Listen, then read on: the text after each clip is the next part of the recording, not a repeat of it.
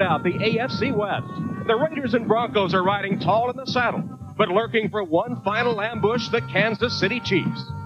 Sheriff Schottenheimer plans to call in the law, and his chief gunslinger, Steady Steve DeBerg, today draws his pistols against San Diego.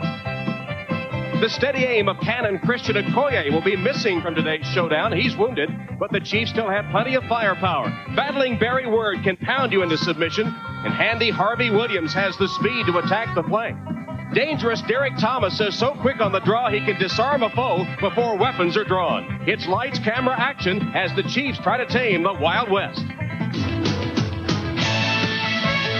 NBC Sports presents the National Football League. Today, it's the San Diego Chargers versus the Kansas City Chiefs. Sellout crowd at Arrowhead Stadium for the Chiefs and Chargers in San Diego type weather. Game time temperature a balmy 63 degrees. Hello, everyone, and welcome to Kansas City. Tom Hammond with Hall of Fame quarterback Joe Namath. And yes, the AFC West is the Wild West. Coming into today's action, here are the standings. With the Raiders and the Broncos tied for the lead, Kansas City is one game off the pace. So the divisional championship is possible for Kansas City, but not likely. More likely for the Chiefs would be a wild card berth. And as you look at the AFC wild card candidates, you see that the Chiefs rank high, and the formula simple: just keep winning. That may not be so easy, though, for Kansas City without Christian Okoye, their leading ground gainer today. Yes, he's definitely not playing, but Steve DeBerg, who's been in a slight slump, has really bounced back from last week. Okoye's powerful running is tremendous influence on this offense. But today we're going to see Barry Word take Okoye's place. Now, Word is not quite as heavy as Okoye, but he's got the speed to get to that hole and hit it quickly. I don't think DeBerg's going to have any problems with his running game today because of Okoye's not being in there. And there is a significant defensive injury for the Chiefs as well. Their all-pro cornerback, Albert Lewis, is out today. As you see on the sidelines, not even suited up. The four-time Pro Bowler will be replaced by J.C. Pearson at cornerback today. So the Chiefs a bit banged up. In the earlier game against San Diego, they just eked out a 14-13 win in San Diego, despite the fact that the Chargers outgained them. And the series, as you might expect, close between these old AFL rivals. Chargers with a 31-30 lead. There's been one tie. And in Week 5, it was 14-13, although the Chiefs have prevailed in recent years. There's the look at the Week 5 game, a one-point Chiefs win, despite the Chargers having the better numbers. San Diego will kick off. Stratford, the deep man for the Chiefs, as Carney sends it on its way. Stratford from the 1. Got a bit of a crease, and then it collapsed on him, tackled at the 19 by Cedric Mack. Here's a look at the Kansas City offense, 8th in the NFL, 3rd on the run. Alt, Lutz, and Balding are the veterans on an offensive line that has continuity, starting intact for the 22nd straight game. DeBerg says he's out of his recent slump. He's hitting 60% of his passes for the season, replacing the injured Okoye. Barry Word, who led the team in rushing a year ago. Rob Thomas is the leading receiver. The Chiefs' Royal Flush formation features 4 wide receivers, McNair at running back, Harry and Burton, the 2 extra wideouts. First down, Kansas City. Jones and Word in the backfield, and Barry Word on the first carry. And Word pounding his way forward for 5 or 6 yards to the 25-yard line before the veteran Billy Ray Smith makes the tackle. Here's the San Diego defense, 16th in the NFL. Up front, Thornton replaces the injured George Hinkle. Linebackers at Chargers strength, Sayal and Plummer rank 1-2 in tackles. Sayal also tops in sacks, O'Neal second. The Chargers' all-time leading interceptor, Gil Byrd, is injured but will start today. Rookie Stanley Richard back after a shoulder injury. In the San Diego Pirate formation, 6 defensive backs, Carrington and Frank replace Plummer and Thornton. Second down play, fake to Word and a play-action pass. DeBerg, plenty of time, overshoots his intended receiver, J.J. Burton. Sam Seal had good position on Burton, and DeBerg's pass sailing high. DeBerg certainly had a good second down situation. Chargers felt that Kansas City was going to run. I think Sam Seal had excellent coverage that time, even though DeBerg was off target a bit. Sam Seal, who in talking with yesterday, Tom, told us that he had dropped 12 interceptions already. Just think, if he could catch the ball a little bit better, he'd be leading the league in interceptions. He's been working on it, he says. 6 defensive backs, the pirate formation for San Diego, and Kansas City with its royal flush. That's 4 wide receivers with McNair in the backfield. Chargers show a blitz. The Chiefs pick it up.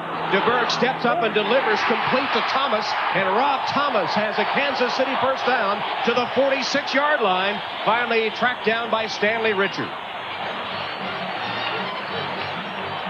Rob Thomas has been a bit banged up on the right side of your screen. He's going to get inside of number 28, Donnie Aller. Now look at that blocking inside. 44, Martin Bayless was blitzing, but he was picked up smartly by the Kansas City back, giving DeBerg time to get that ball downfield to Thomas. Take a look at DeBerg. Is he setting up properly? He's got his balance under him. Yes, sir. 21-yard gain and a Kansas City first down at their own 46. This is the opening series of the game. It began at the 19 of Kansas City. Barry Word, first down carry, picking his way forward to midfield. 4-yard gain, Junior Seau, who is leading the Chargers in tackles with 102 coming into today's game on the stop of Barry Word.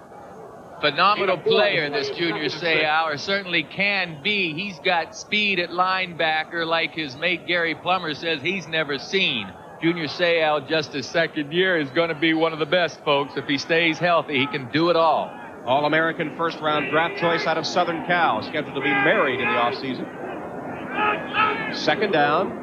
Again, Barry Word. And again, a strong run by Word, who is close to a first down before being tackled by Billy Ray Smith. Junior Seau got a piece of the tackle as well. Well, Seau gets a piece of the tackle, but it's downfield. Right now, this Kansas City right side of the offensive line of Rich Baldinger, Dave Lutz is just doing a fine job. Seau doesn't want to have to make this tackle 4 or 5 yards downfield, but look at that hole that opens up for Barry Word. This Kansas City line, Tom, is a very good offensive line. Third and less than a yard. Word deep in the backfield, about 7 yards deep. Takes the deep handoff, is hit at the line and falls forward. It'll be close to the first down. He may just have enough. He was stacked up at the line of scrimmage, and it will be very close, and he didn't get a very generous spot. It'll be 4th down. Somewhat of decision time. Certainly out of field goal range, even for Nick Lowry, I believe. And it looks like Coach Schottenheimer is choosing to punt the ball. He knows this is a game of field position, and he doesn't want to take a chance on giving the Chargers excellent field position. There's a tremendous amount of respect for that San Diego Charger defensive front. Brian Barker is on to punt. He's averaged 40.3 yards a kick. His wife Leah gave birth to son Colin yesterday. 7 pounds, 3 ounces. There's Barker's kick. Kittrick Taylor lets it go, and the Chiefs unable to down it before it reaches the end zone. It'll be a touchback as Kansas City punts on its first possession. Chargers with their first possession of the football coming up. Scoreless first quarter at Arrowhead Stadium, the Chargers and the Chiefs. Here's a look at the San Diego offense, second in the NFL on the run. Young offensive line disrupted by injury at times. Freeze, starting his 15th NFL game, is making some progress. He's pitched 8 touchdown passes, 11 interceptions. And they go to the run. Marion Butts, who is the leading ground gainer for the Chargers, with a short gain on the play. And the Chargers will go to their mix offense that has 2 backs, Harmon and Bernstein, 2 tight ends, Walker and Young, plus Taylor at wide receiver. Well, Joe, first down would appear to be a very important down today for the Chargers, and they only netted 2 or 3 yards on that carry by Marion Butts. Well, you're right. John Freeze told us yesterday that's the down that got them in big trouble against the Raiders last week. Even though the Raiders played beautifully, it was the Chargers' ineptness on first down that put them in tough situations. That's McEwen in motion on a second down. Give to Marion Butts. Tries to turn the corner and is stacked up. Got 3 or 4 yards before Derrick Thomas, who is much better against the run this season, made the tackle. Here's that Kansas City defense, 10th in the NFL. Neil Smith with 7 sacks, heads the defensive front. Chris Martin has played well. Thomas leads the AFC, 13.5 sacks. All-Pro Albert Lewis is out, replaced by J.C. Pearson. Cherry tops the team in tackles and interceptions. And in the Chiefs 41, Burris and Everett replace Simeon and Hackett. And this is the 41 defense with Burris and Everett on the field on 3rd and 4.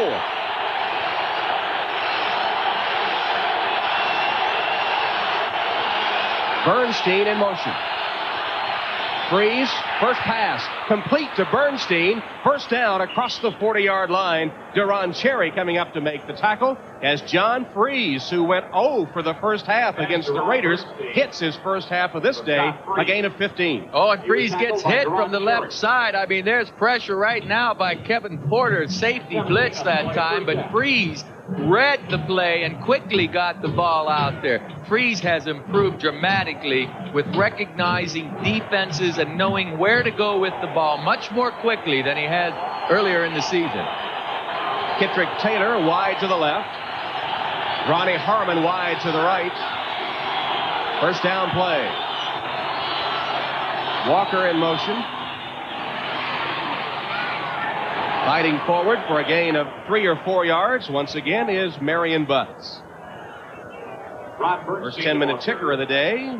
Goose eggs on that panel of 3 games. He was tackled by J.C. Pearson. Ditto for this panel. Must be early, huh? Well, we got it in, though. And here at Arrowhead, 0-0. We're in the first quarter as well, 8.5 minutes remaining. Chiefs moved the ball past midfield, but punted their first possession. Henning's Chargers moving the ball a bit on their first possession. They're at the 46-yard line. Second down. Freeze. Harmon in the flat has a Charger first down. Ronnie Harmon, the first down specialist, makes the catch and then is tackled by J.C. Pearson. Harmon has been known for the third down receiver, but getting much more action on first and second downs this year. Last year, he had 46 receptions, and 26 of those went for first downs. Gain of 6 on the play, first down.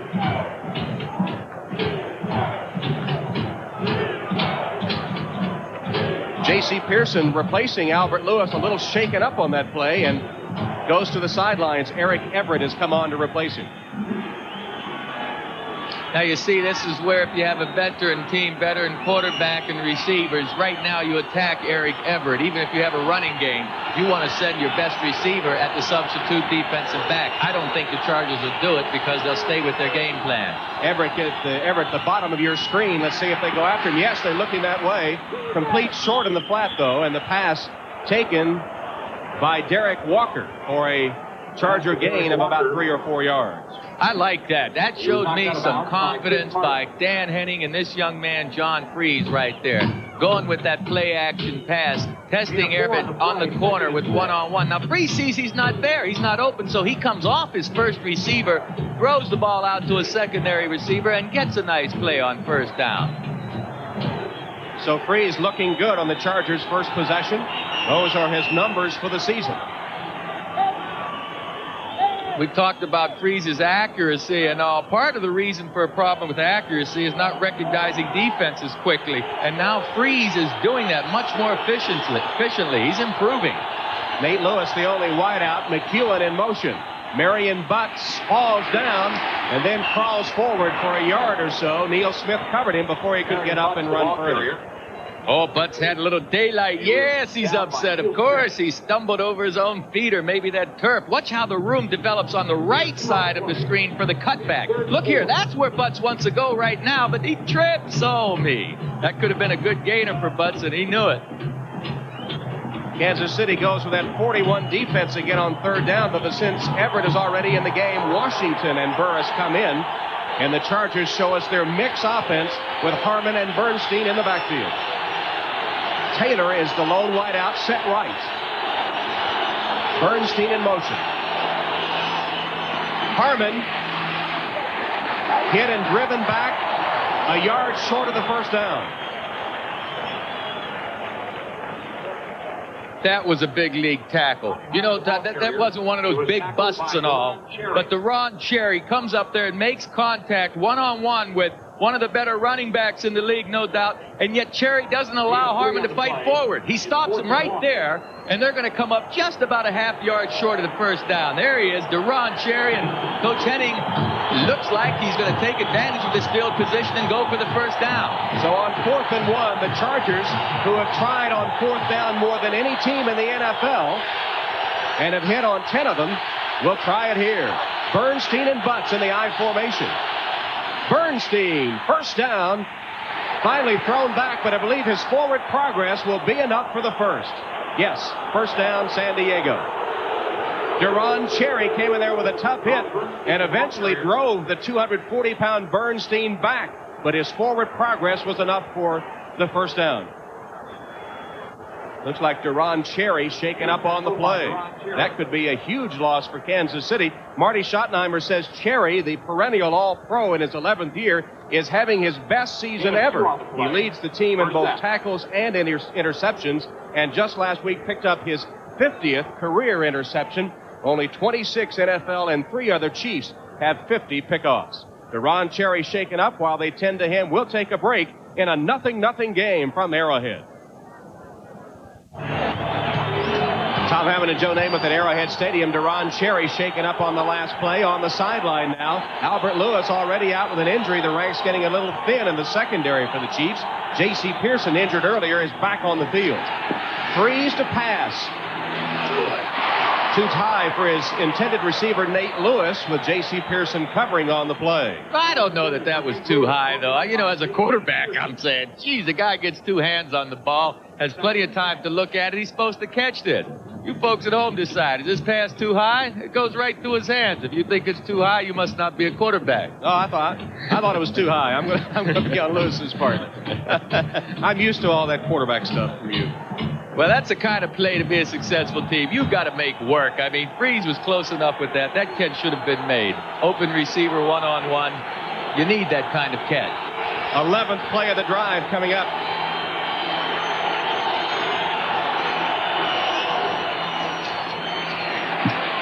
Harmon ducks to the outside. Finally tracked down, but he made a good run out of something that was really slow developing. He's inside the Chiefs' 30-yard line. Finally down by Charles Washington. Harmon bounced to the outside and made a good gainer out of it. Watch, there's no hole here. Harmon just keeps his balance, reverse pivots, watch his little reverse. Now he gets outside for a good gainer. Does it all, man. This guy's a good blocker, too. Runner, pass receiver. I know Coach Henning's going to have him in on first down more often. But you see, the line play up front doesn't get anywhere because Dan Saliamua, the nose tackle for Kansas City, closed that center up. Deron Cherry back on the field. It's 3rd and 2 for San Diego. Bernstein, not much there. He just lowers his head and powers his way to the 25-yard line. And let's see the spot. That'll be a first down. Rod Bernstein looks like he's wearing a board inside his jersey. There is a penalty marker down. The play gets strung out nicely by the blockers, and Kansas City strings it out well, but Bernstein sees a little gap that he shoots up through there, but this play is going to be called back because... Holding, number 33, offense, 10 yards, repeat, 3rd down. That's why, because Ronnie Harmon was holding that time. I didn't see the play. It'll be on the right side of your screen. Check out number 33, see if you can get his arms up there. My goodness, I didn't see it. But I get word from our producer, who has an expert eye, that he was holding him. He was holding him. Well, Larry Cirillo, well known for that eagle eye of his. He says, yeah, he was holding. But we got a 3rd down and 12. You know, this is the kind of thing that the Chargers said is hurting. Yeah, he's got his arm. He's got his arm wrapped around him. Oh, he's just pushing. That's not holding. I didn't like that call. In any event, it is 3rd and long. Freeze wide open. The pass to the 21-yard line. Kittrick Tater found a seam and made the first down catch before he was tackled by Eric Everett. A gain of 17. Well, I tell you, if I'm John Freeze, I'm thrilled that the Chiefs aren't sending Derrick Thomas after me. He's dropping back in zone coverage, and right there's a huge hole there. You see Thomas come into the play, but they threw that ball underneath Everett into a nice hole. good protection that time, but geez, when you got the leading sack man in the league, why do you drop him back in the pass protection with a 3rd and 12? Breeze was saying they had a pretty good scheme to help protect him against Derrick Thomas, but a lot of times there's just nothing you can do to protect yourself from his rush. First down give. Marion Butts found a little hole, keeps driving to the 15-yard line. Kevin Ross finally holding on for dear life against the on-charging 250-pound Marion Butts. Schottenheimer's defense rocked back on its heels by this Charger drive, the opening possession of the game for San Diego. And Dan Henning, a lot of speculation about his job. He says his team's still playing hard, and been so much speculation about his job, he says it's no distraction anymore. It's just the norm. I like that. 38 possessions inside the 20. That's what the Chargers have done with them. Freeze, hands off, and this will be a pass by Bernstein. Nothing there. He's going to try to run with it. Stumbles, falls forward, got a gain of 2 or 3. Bernstein looked to the end zone. The Chiefs ready for it, so he decided to run. I tell you, Bernstein gave up a little bit early that time. Nate Lewis breaks open deep on the right side of the screen if we could see it downfield. But Bernstein pulls off the throw a little bit early rather than staying with it, and still turns it into a pretty positive play with his athletic ability, being able to run that ball up in there. Byrne has thrown an 11-yard touchdown pass. The Pittsburgh Steelers, the victims there. I formation on 3rd. Oh, thrown back was Bernstein, a vicious tackle.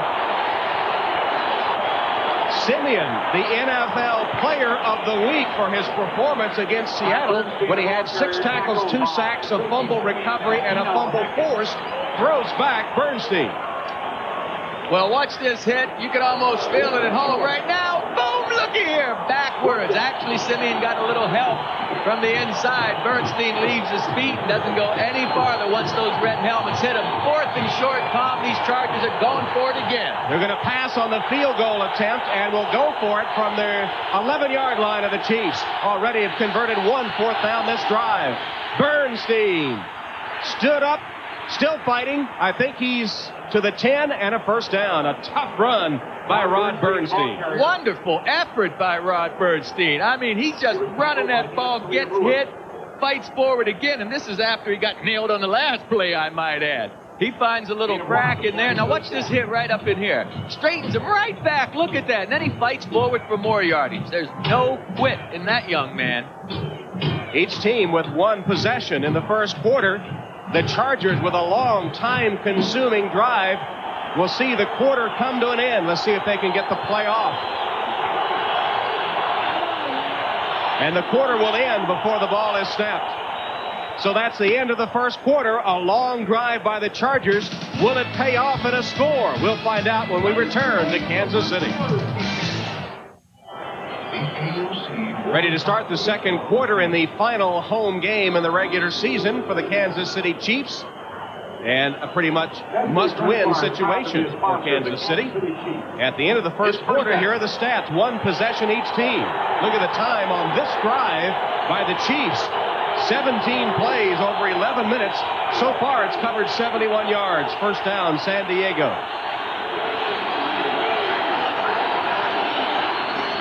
Butts lowers his head, pounds close to the 5-yard line. Marion Butts on the carry.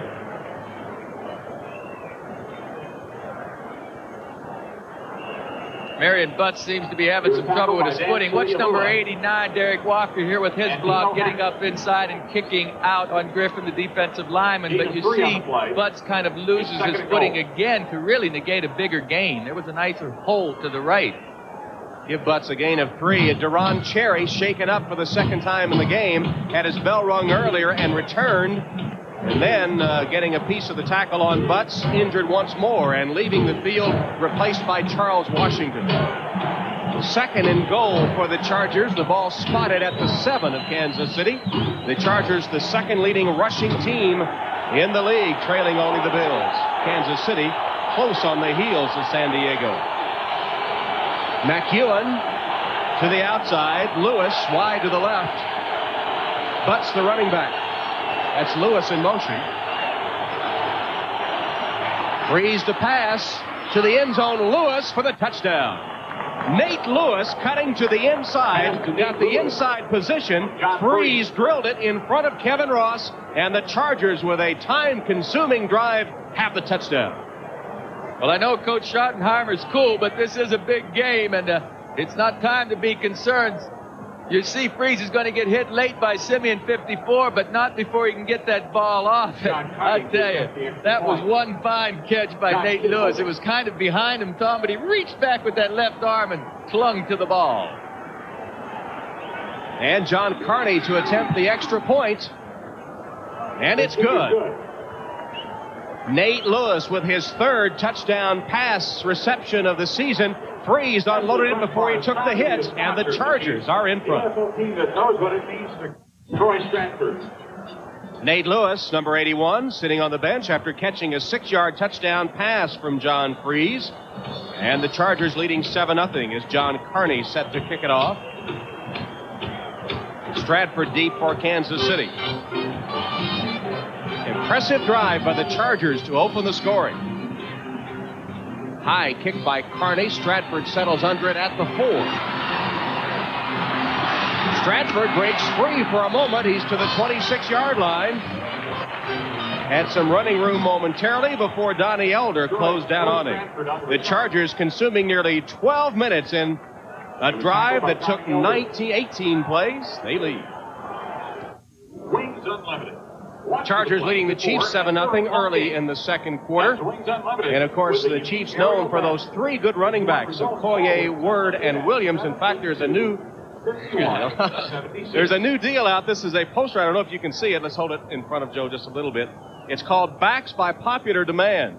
Here's a picture of Word, Okoye, and Williams, a whole line of clothing apparel with part of the proceeds going to charity in this. Well, that's the key. Part of the proceeds go to the DREAM program for terminally ill children.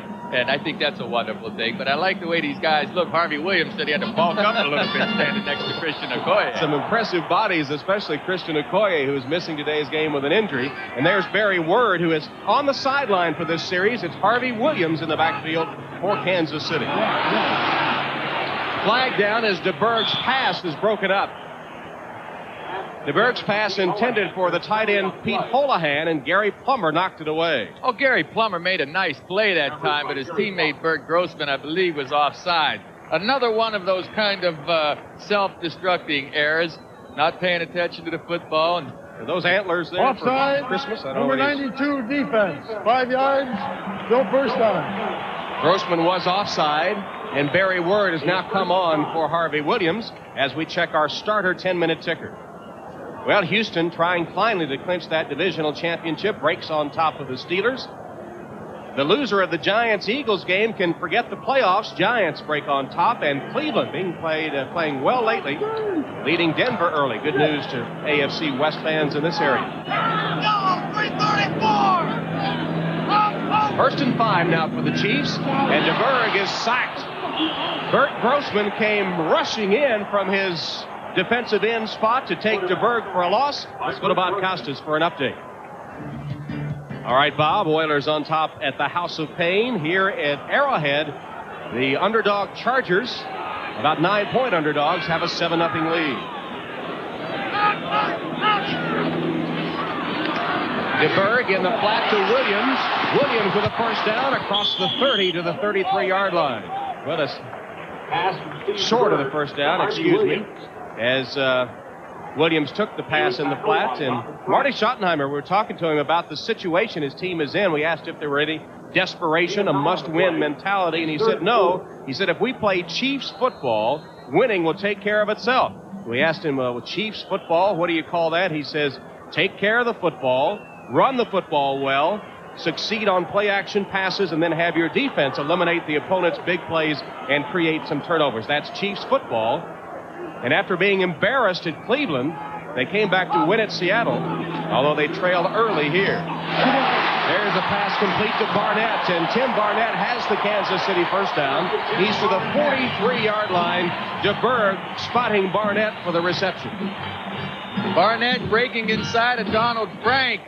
comes up with the catch. The receivers of Kansas City have not played as well as you'd like them to play. They haven't held on to many of the balls. They really missed Stephon Page, who's not with them this year. The receivers are young. Barnett certainly is, with the exception of Emil Harry, who's had a couple of big weeks. First down play for Kansas City. They trail the Chargers 7-0. 12:35 left in the first half. Jones and Word in the I formation. DeBerg, incomplete. Intended for Jonathan Hayes, or perhaps for Bill Jones. They were kind of in a line. Jones, the short receiver, and Hayes a little further downfield. Well, DeBerg didn't stay with his outside receivers as long as he wanted because he felt some pressure coming here. And he just simply misfired that pass, really. He was off target. He could have gotten that ball down to Jones in the midsection, and they'd have had maybe another first down, certainly a second and short. DeBerg said during his slump he picked up some bad habits involving his footwork, his throwing technique, and involving the use of his eyes, reading the defense as he goes back. Stumbling forward, Barry Word gains about 3 before he's tripped up by Joe Phillips, Gary Plummer, and Junior Seau. Steve DeBerg, who was talking earlier about techniques and things that he's had to work on, is concerned with his eyes somewhat. He said he's been eyeing his receivers a long time. And the reason for that, folks, is he's played 15 years. He recognizes defenses so quickly that he goes to his receivers early. Take a look at his eyes. Well, we're going to try and get a look at his eyes to see if he telegraphs early where he's going to throw. Flush formation, 4 wides for Kansas City. DeBerg from the shotgun. Complete short. Barnett makes a good run out of it. Barnett, after making the reception, turns in a fine run. And the Chiefs have a first down just short of the San Diego 35-yard line. A gain of 16 yards. Take a look where DeBerg is looking. He doesn't look at his receiver all the way. He looks downfield, the middle, reads the defense, then comes over to his right to Barnett, who might also find a hole by reading that defense. Kansas City has something going, folks. We'll be back right after these messages. Tom Ham and Joe Namath from a quiet Arrowhead Stadium at the moment. The kicker for the Chiefs, Nick Lowry, with sweatpants on the sideline. What's he doing, keeping his legs warm, Joe? You bet. He's keeping that right leg of his just as warm as he can. Harvey Williams on the sweep. Chargers ready for it. Stack him up after a gain of 2 on first down.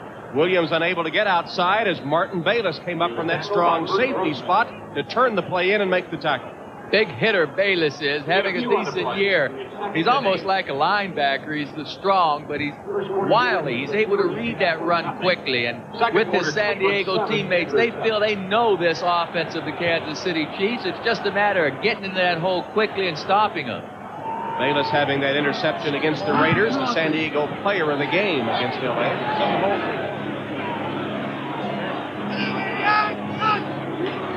DeBerg to Williams. He goes one-on-one with Plummer and makes a nice cut to the inside. Stanley Richard finally caught up with Harvey Williams, who leaves the game, replaced by Todd McNair. Watch the moves by Williams. Gary Plummer, number 50, is out there, and the hustling Joe Phillips and those tackles going to get out there too, but Williams just jumps around the 2 of them, turns a play that should have been a short loss into a gainer of a couple of yards. And it brings up a 3rd and long for Kansas City. They've converted 3 of 4 third downs thus far. 3 wide, set left for DeBerg. Looks the other way. Intercepted. It'll be a touchdown. Donald Frank, 71 yards, picks it off and takes it all the way. That was intercepted by Donald Frank. Donald Frank read the eyes of Steve DeBerg, who had 3 wide receivers to the left. He went the other way. Perfect position by Frank. Picks it off and races 71 yards for the score. Well, they say when you throw late down the middle, it's trouble. When you throw outside late, that defensive zone is just laying in the grass waiting on the ball, and DeBerg got the ball off late. Frank was in excellent position to make the interception and the run back. Big play for these Chargers. Donald Frank, in his second year out of Winston-Salem State, a free agent signee with a 71-yard interception return for a touchdown. And Carney now will attempt to make it 14-0. Carney does add the extra point. The Chargers shocking the Chiefs here in the second quarter, now with a 14-0 lead.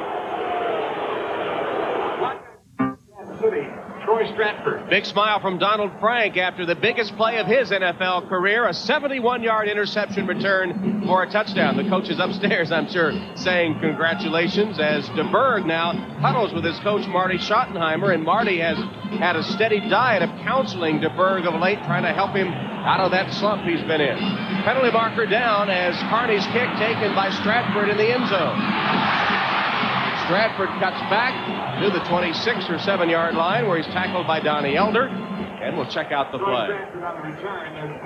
Another penalty marker down back where the Chiefs started upfield, so 2 markers on the play.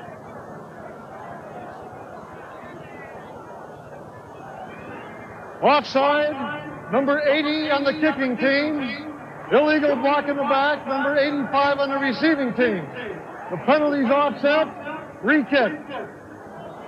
Gordon McCarter with the explanation, and there's Donald Frank who made the big play.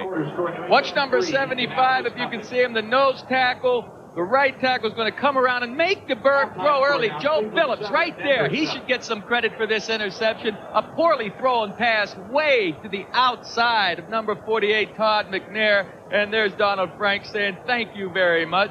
Not only does DeBerg act like Santa Claus on this play for the Chargers, but he gets no respect. What just lick did he take? Ow! He had to pay for it in more ways than one, Tom. And then has to lie flat on his back to watch Frank streaking by for the touchdown.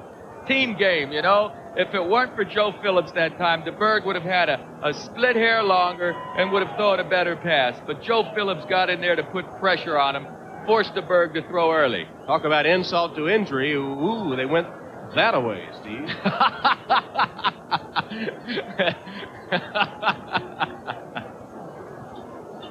Well, you know, these Chiefs aren't what you call a catch-up team. Their offense isn't quite geared to put a lot of points on the board unless they create turnovers. So now the Chargers have a big advantage with a 2-touchdown lead. And Stratford awaiting Carney's kick once again. Donald Frank has scored the touchdown out there on kick coverage, special teams. Here's Stratford, right up the middle.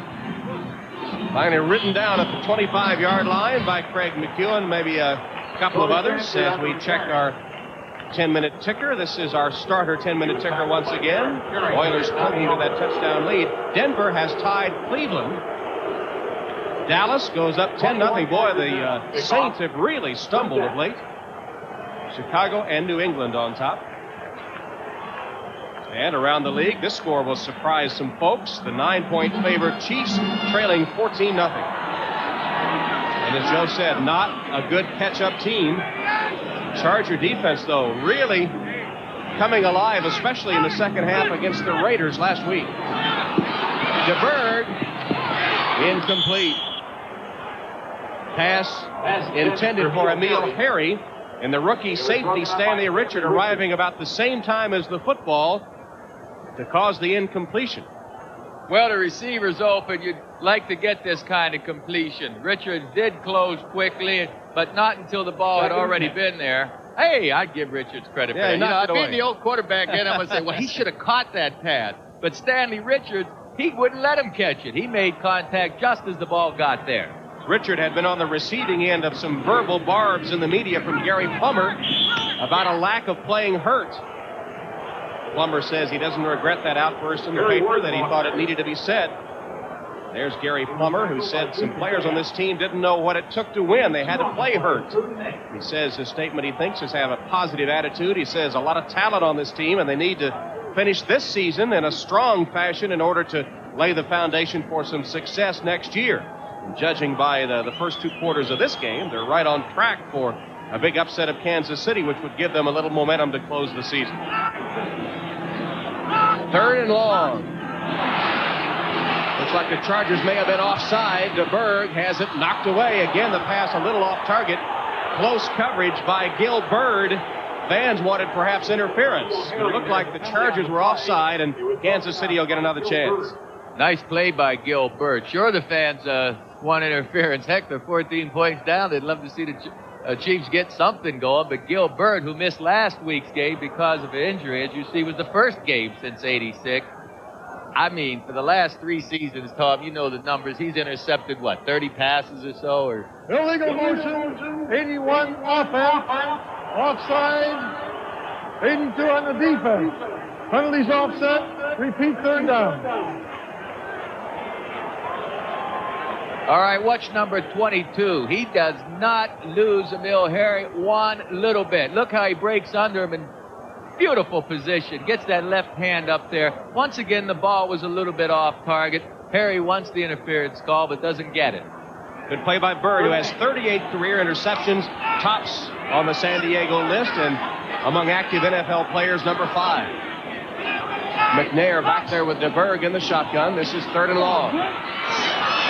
DeBerg's pass almost intercepted again, finally knocked down by Gil Bird. And now Steve DeBerg hears the boos of the fans ringing in his ears. Oh, he's been hearing them for the last 2 series. And that interception, there were a lot of boos. Once again, Gil Bird, one-on-one all the way with Emil Harry. I shouldn't say one-on-one. Billy Ray Smith had a little help in there, but Bird nearly makes the interception. Junior Seau looked like he had dead aim on it to intercept if his teammate hadn't knocked it down. Here's the punt by Barker. Kitrick Taylor is deep for San Diego, and Taylor calls for a fair catch and cradles it at the 32-yard line. Well, the Chargers bidding to upset the Chiefs. DeBerg and company trailing 14-0.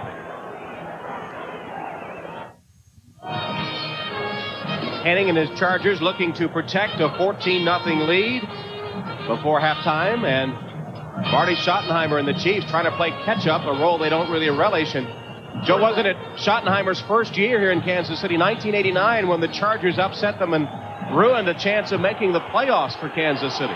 Exactly right. You know that Schottenheimer's concerned. Here's Eric Bieniemy, the rookie from Colorado, making an appearance in the San Diego backfield. Bieniemy on the carry, turns the corner, and a nice run. Eric Bieniemy about 12 yards. That is only his first official carry of the season. He had 1 rush in the 12th week of the season, which was erased by a penalty. I love what Dan Henning does here. The coach puts in some speed to get outside. He figures Kansas City's going to try and stop that tackle-to-tackle running game. Puts Bieniemy in there, and Bieniemy makes the turn around the corner for the big gainer. That's good coaching.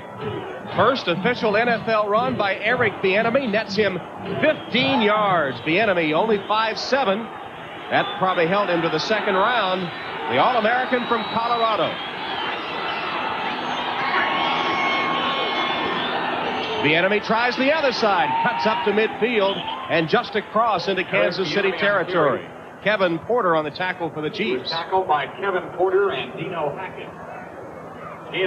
Marty Schottenheimer, the Kansas City coach in his tenure here and in Cleveland, has been tough in December. He is 16-4 in regular season games during this month. That's a remarkable record. December, they say, is where you need to win to make the playoffs. And, of course, Schottenheimer's teams, namely Cleveland and Kansas City, have been making the playoffs. Bieniemy still in the backfield. Second down. Young in motion. Eric Bieniemy, 3rd straight carry. This time, the Chiefs ready for him. Back to the line of scrimmage, and no more. The strong safety, Kevin Porter, came up to stop Eric Bieniemy. Well, the Chargers, trying to use the clock as well as advance the ball, know that their defense is playing well, and they want to see what Kansas City can do offensively. But in this 3rd down and long situation, they're going to be forced to pass. And Coach Henning has a tremendous amount of confidence at this stage in young John Freese, his quarterback. Said he's really matured out there, and he gives this offense a sense of steadiness. He likes the way this John Freese is playing. Chiefs come with their 41 defense, 6 defensive backs. 3rd and 8.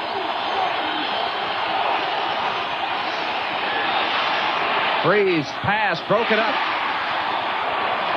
Good, tough defense by J.C. Pearson on Nate Lewis. Pearson knocked the ball away, and the Chargers will punt for the first time in the game.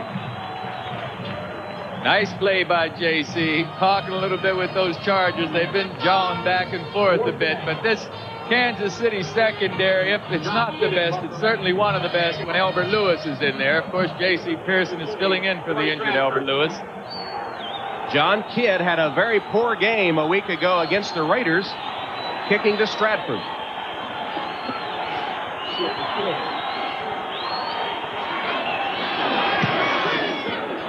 Good kick this time by Kidd. It'll bounce at the 5. Did they save it? Yes, the Chargers will down it at the 3-yard line. Great save as they went sailing. Gary Plummer was able to bat it back as he sailed across the end zone, and the Chargers will down it deep in Kansas City territory. At the 3-yard line. All right, what's number 29, Carrington? He's going to jump across there. I think he's going to get his hand on the ball right there. Sure, and then Plummer's going to be able to get that ball before it goes into the end zone. Great play by Carrington. If this football touches the end line or the goal line or breaks the plane, it comes out to the 20. It didn't. It just hit short. It's a game of inches, folks. Carrington made a great play to bat it back. And the Chargers have the Chiefs pinned deep in their own territory. Henry Rolling, that time tackling Barry Word. And defensively, the Chargers will play it pretty much straight up here. No gambling, right? I would think so, Tom. Right now, it's Carrington who made that nice save, batting the ball back into the field of play to give his team excellent defensive field position. But if you're the Chargers defense, you want to force Kansas City to march 90 yards on short stuff. Use up the clock. Don't give them the big play. So I don't expect to see much blitzing.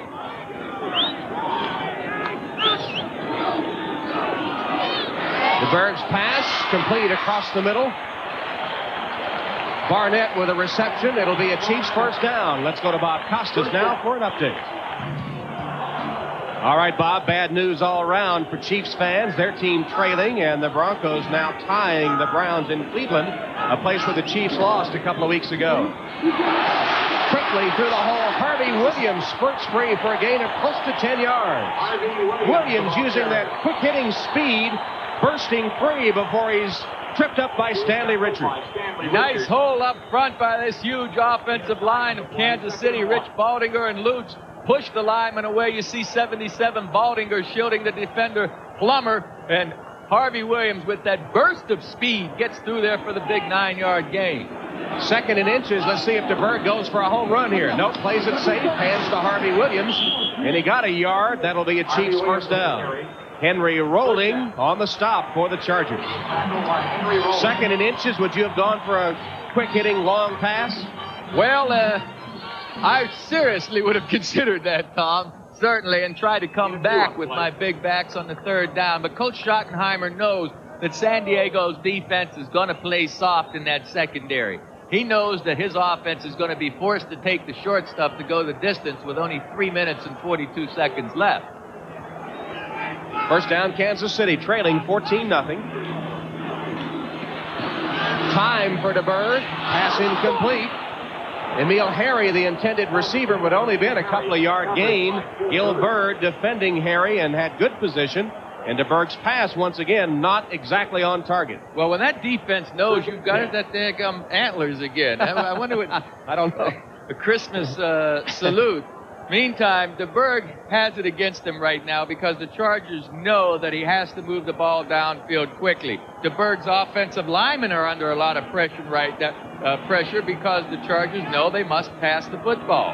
DeBerg has hit 6 of 12, 68 yards, had one picked off for a touchdown. Williams, short gain on the play. It'll bring up third down as Gary Plummer tackled Williams after he made the reception. I like the defense of the Chargers. They're dropping back, forcing DeBerg to throw underneath, and once again, Plummer makes the play. A reminder that at the conclusion of today's game, we'll be presenting the Avis We Try Harder Award given to the game's MVP. A lot of heroes so far for the San Diego Chargers.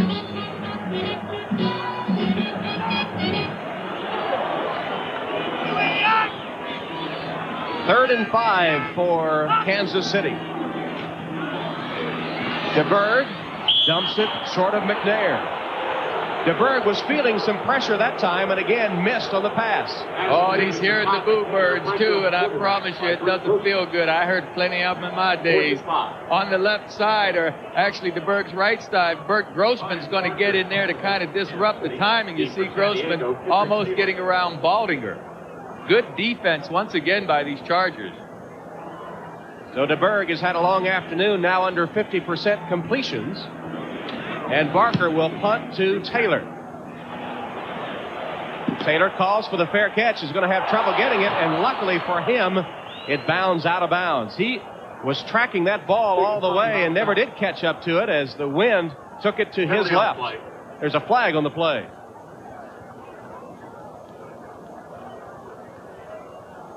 And a hold against San Diego.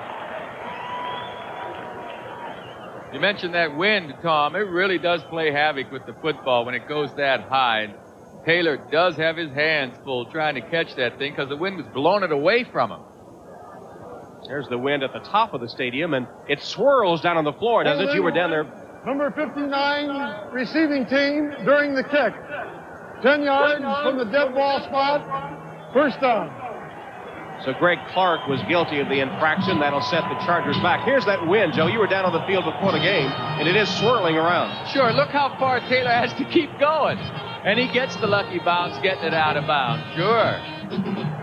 Well, big game coming up next, the second half of our NBC doubleheader. Most of you will see the Raiders try to clinch a playoff berth as they host the Buffalo Bills. Maybe a preview of a playoff matchup. That's the Raiders and the Bills, second half of the doubleheader here on NBC.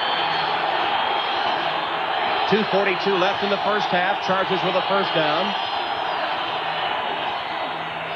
Marion Butts breaks free. Good stiff arm by Butts. Still rambling all the way across the 30-yard line.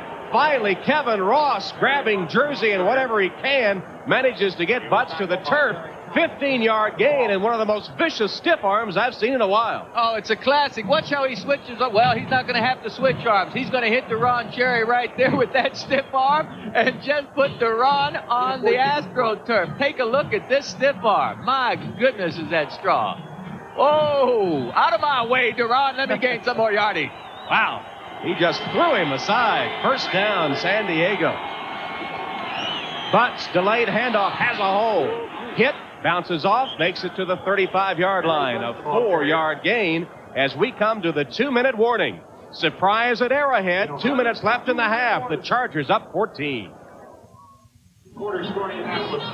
Dan Henning has to be happy with the first half thus far, leading 14-0. He said today the Chargers had to take advantage of the opportunity to pass the football to mix up their plays, and had a lot of praise for his young quarterback, John Freeze, and said an interesting thing, Joe, that Freeze had the ability to immediately correct errors. He sees it on tape, and it never happens again. Hopefully it never happens again. He is a vastly improved quarterback with recognizing defenses and knowing where to throw the ball. Play action pass here.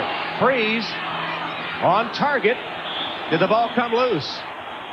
Juggled, out of bounds, no catch, the officials say. So Lewis couldn't hold on as he was battling with J.C. Pearson. Oh, I like where Freeze put the ball, though. Lewis would have made one great catch had he been able to hold on to that ball because it was so far away from him. But it was still a good pass. The only guy that could get to that ball was Lewis, and Freeze is not taking any chances on any interceptions as the Chargers take a timeout now. First timeout for Henning's team, trying to protect a 14-0 lead.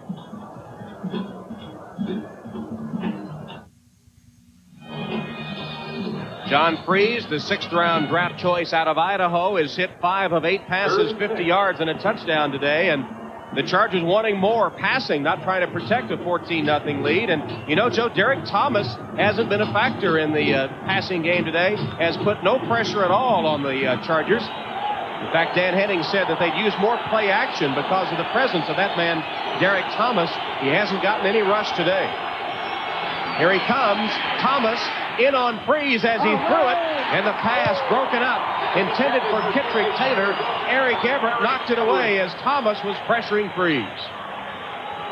There's Derrick Thomas. He lines up on the other side, the offense's right side, and tries to get around McEwen and does. McEwen doesn't quite contain him, but that was a good defensive play by Everett downfield. The ball was a little behind. He made the play. Derrick Thomas hasn't had any luck today going against the young offensive tackle Goaz, who is playing nice football for the Chargers. John Kidd will punt. Remember his last one down at the 2. Hangs it high. Stratford from the 22. Immediately hit. Good coverage again by the San Diego Chargers special teams. A 44-yard kick and no return as Craig McEwen was quickly downfield. There is a penalty marker down. 45-yard punt. Gordon McCarter getting the ruling, and it will be against San Diego. Well, one of the guys in the Chargers just released a bit early and got downfield too soon. You've got to wait a couple of seconds. You've got to wait until your punter punts the ball is what you have to do, basically. Ineligible downfield before the kick. Number 29 kicking team. 5 yards. Repeat, 4th down. Well, Coach Hennig says, what are we going to do here? We had him backed up. Now we're going to have to punt it again as Carrington was a bit downfield, a bit early, and he shouldn't have been because it was a good snap. Now take a look at this ticker. That's the starter 10-minute ticker with the update of all the scores. Heard about that Bronco-Browns game. Dallas, Burline with a touchdown pass, and Willis a 50-yard field goal for the Cowboys. That Chicago-Green Bay game has been seesawing back and forth. The Bears currently in front. This is where Chiefs would love to have Albert Lewis. Albert Lewis's ability to block punts. Kidd with another nice kick. High kick. Stratford with a fair catch. Takes it at his 23-yard line. And the Chiefs will take over, giving us time to check in with our halftime show, NFL Live, the Domino Pizza halftime report. Bob Costas and company will bring you up to date on all the highlights and all the breaking stories.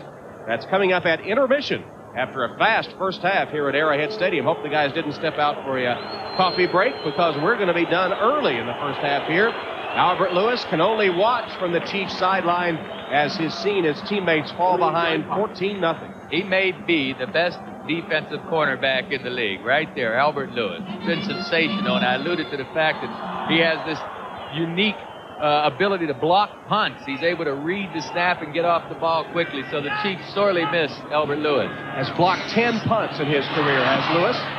DeBerg unloads to McNair just as he's hit, and McNair takes it to the 30-yard line. Got about 7 or 8 yards after DeBerg barely got rid of the football. Martin Bayless on the tackle. Oh, Junior Seau was putting heavy pressure on DeBerg that time, and Steve DeBerg held on to that ball to the last instant. What's number 55 getting DeBerg right there? DeBerg holds on to it to the last instant and turns it into good play. And you know what was good for the Chiefs rather, is he got out of bounds and stopped the clock. The Chiefs still have 3 timeouts remaining. 1:22 left before halftime. Second and short situation. 14-0 San Diego. Flags down. Seau may have been across too soon. It is another interception for Frank. Donald Frank picked it off, but I think it's going to be nullified by an offside call against Seau. Barnett was the intended receiver, but Frank made another great play. He did, and it's these kind of plays that your coach just goes nuts over. All you got to do is see the football snapped, and then you go out of the corner of your eye. Offside, number 56 defense. 5 yards, repeat, 2nd down. Well, they called it on Paxton, the linebacker, offside. Well, I don't know whether Thaxton or Seau, they're both very close, but it's the kind of error that takes Dan Henning's team away from another potential score, Tom. They would have had the ball and plenty of time left on the clock to maybe add to his lead. Well, this has a familiar ring to it for Henning because the Chargers have been their own worst enemy this season. They had the winning touchdown called back by penalty against the Raiders a week ago. And it's the self-destruction of the Chargers that has cost them several victories this year. Chiefs with a first down now after the penalty. DeBerg chased from the pocket. Pass incomplete behind his intended receiver, Rob Thomas, who was on a crossing pattern. Joe Phillips was in the face of DeBerg as he let it go. Talking to DeBerg yesterday, he said the front of the Chargers is their strength. Well, you'll see 75 Joe Phillips come around the tackles and get in there to get after DeBerg. DeBerg left the pocket, that's why he got pressured, and then he just simply misfired the pass once again. There's big Joe Phillips showing a lot of hustle. You know, that man is, he is strong. And going at 315 pounds, he's playing sideline to sideline. What hustle.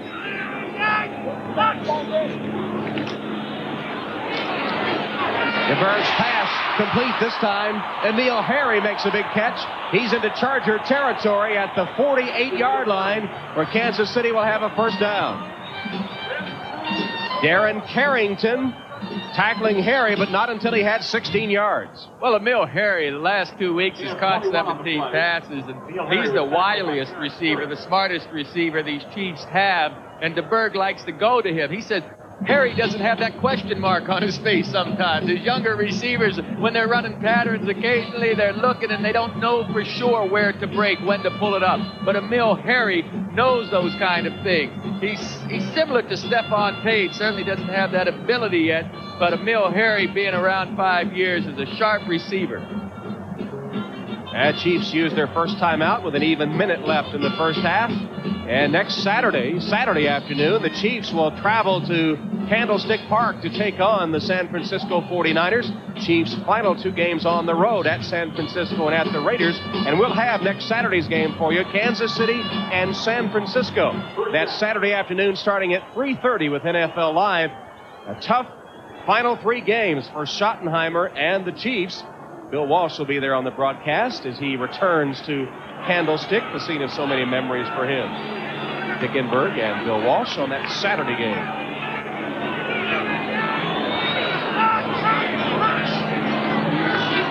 Sayal showed blitz, then backed out of it, and DeBerg goes long down the sideline and too far.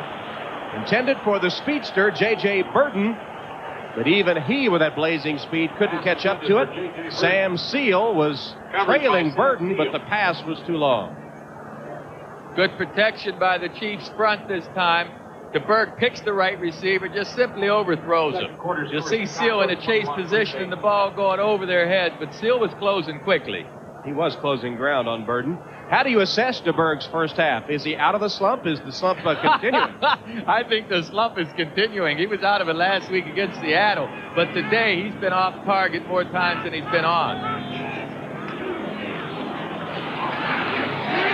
Off target there, a little wide for Rob Thomas, who immediately was hit by Carrington. And once again, DeBerg goes down in the teeth of the San Diego rush. Well, the old quarterback in me says this is supposed to be a completion. It's in a crowded area here, but let's see what Thomas does when he comes back to the ball. Once again, DeBerg's just a hair off to the inside with that pass. He's not accurate today. And again, he falls under 50% completions for the game. You know, the wind is a factor. We don't see much of it right now because when do you see the wind if there's not any dust? And there's no dust on this field. But I can't help but think that the passing is affected by the wind gusts. DeBerg fires a quick one. That's a nice catch made. It'll be short of the first down. Burton was able to hang on, and the clock continues to run, and now DeBerg stops it with a timeout. Now, that's good defense. The defense showed DeBerg blitz, forced DeBerg to throw early, and immediately made the tackle. So that's nice defensive work. DeBerg's got a 4th down and 5 situation when he comes back. They also took the outside away from the receivers, forcing them inside, and they have to spend their second timeout. Steve DeBerg. Well, you know what happens here. If Kansas City does get the first down, of course, they're going to keep trying to drive to score. But if they don't get the first down, there's going to be 30-plus seconds or so left on the clock, and the Chargers will get the ball back in good field position and have a chance maybe to hit a couple of passes downfield. But right now, Coach Hennings is talking to his defense, telling these guys, look, don't let him get behind you first of all. Make him throw underneath. Make him take the short gainer. Well, Schottenheimer saying that there was no sense of desperation, but perhaps trailing 14-0 in a must-win game, there will be some desperation in the second half for these Chiefs. He says if this is a must-win game and we lose, what do we tell the team for next week? I don't like that must-win situation, but I tell you what, it looks like Kansas City's in that situation. Especially with road games at San Francisco and the Raiders coming up. DeBerg's pass complete. Going down on one knee to make the catch was Emil Harry. And did the Chiefs take a timeout? Yes, they did. Their final timeout stops it at 31 seconds. Well, this is what the Chargers want to do. Just stop this thing right there on the field. Force Kansas City to take their last timeout, because now Kansas City has the clock against them. There are only 31 seconds left, no timeouts to use. Nick Lowry is pretty accurate from long range. His longest this season, 48 yards. He's hit 18 in a row, Lowry, if they get in field goal range. And we're talking about the wind and how it would affect the kickers. There's Lowry still with the sweatpants on. And Lowry comes up to Marty Schottenheimer before the game and tells him, under these conditions, what he thinks his maximum range would be. Lowry, as you see, the record-setting kicker for the Chiefs, the most accurate field goal kicker in NFL history at 79.8%. What was he, cut by 8 teams or 12 teams like that. when he came into the league? Can you imagine that? Not taking Nick Lowry. 8 teams cut him. And he scored 1,236 points.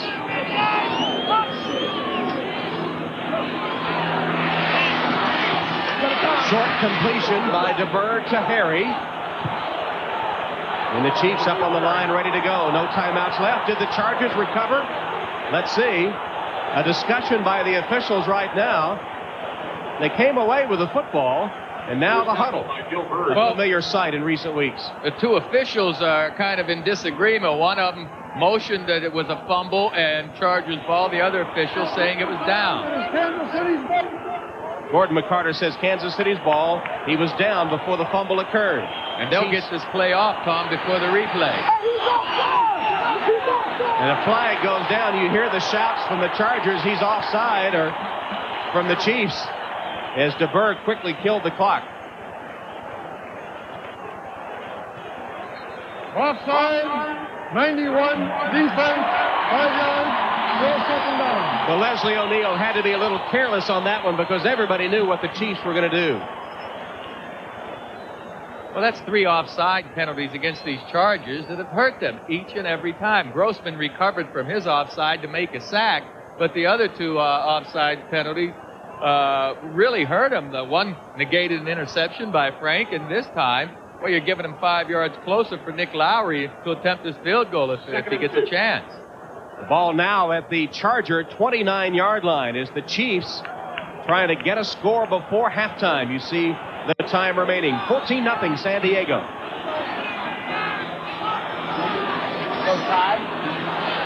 DeBerg's pass intercepted.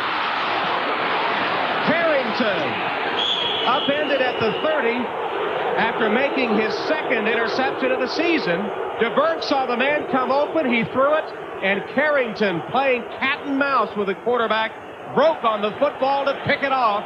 DeBerg's second interception of the first half. Bad play by DeBerg, throwing into a zone defense that's waiting on him on the outside. You see this right here? I mean, Carrington is the best receiver. Rob Thomas, 81, never got his head around.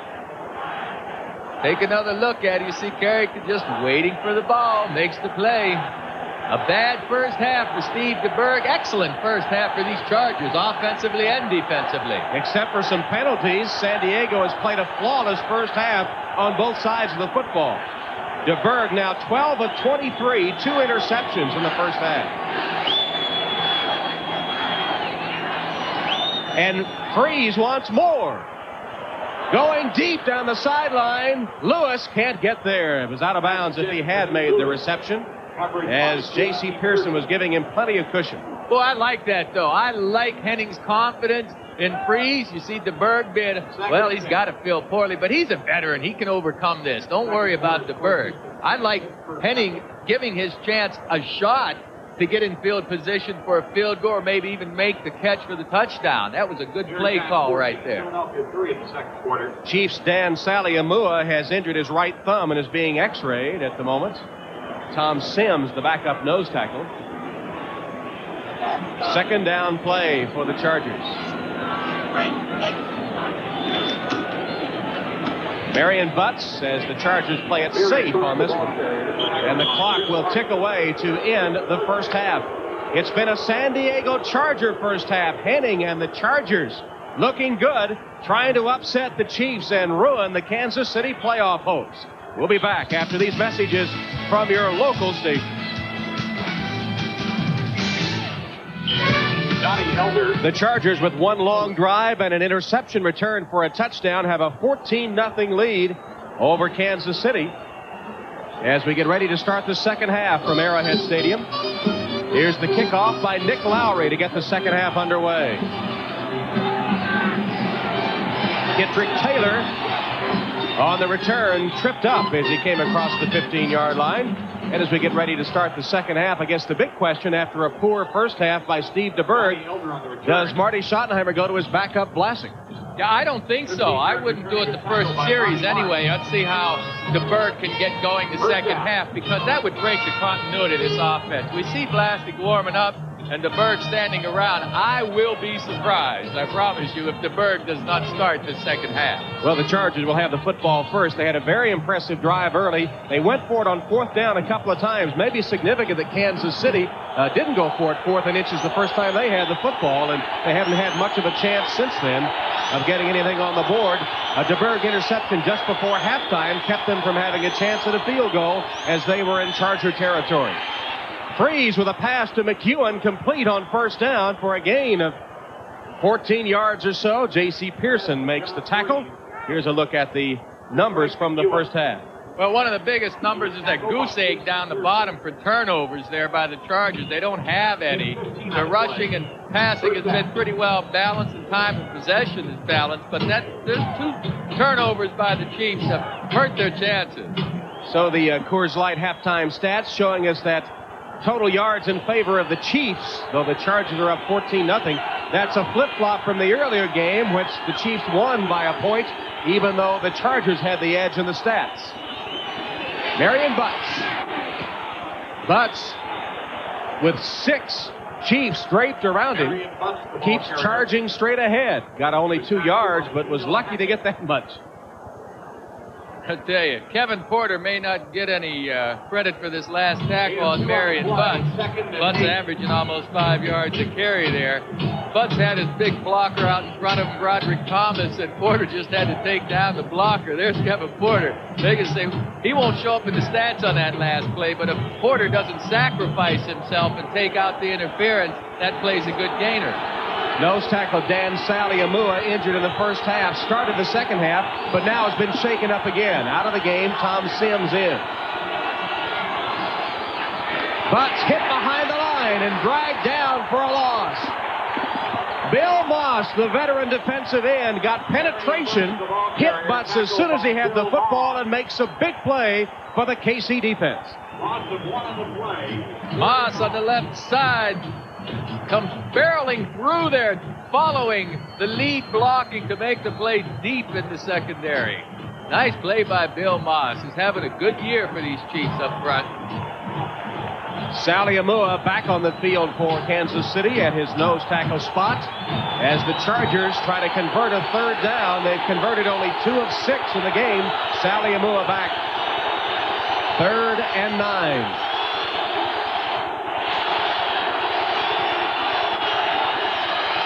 Butts bounces to the outside. Ronnie Harmon bounces to the outside. Dragged down from behind by Derrick Thomas.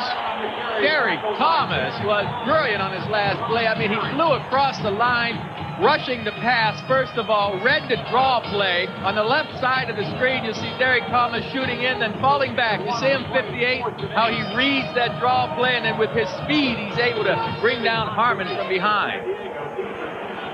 So Thomas and the Chiefs hold on the Chargers' first possession of the second half, and John Kidd is on to punt.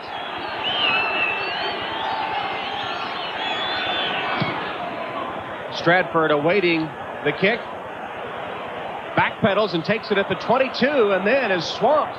Again, good coverage by the San Diego special teams. 44-yard kick by Kidd. Carrington on the tackle, and Vlasic will be at quarterback for the Kansas City Chiefs when we return to Arrowhead. The former Charger, Mark Vlasic, in his 4th year out of Iowa at quarterback. There are his stats on the year. Hands to Harvey Williams, hit behind the line and stopped for perhaps a loss by George Thornton, the rookie 2nd-round draft choice out of Alabama, who is starting today in place of the injured George Hinkle. Thornton hit Williams right away.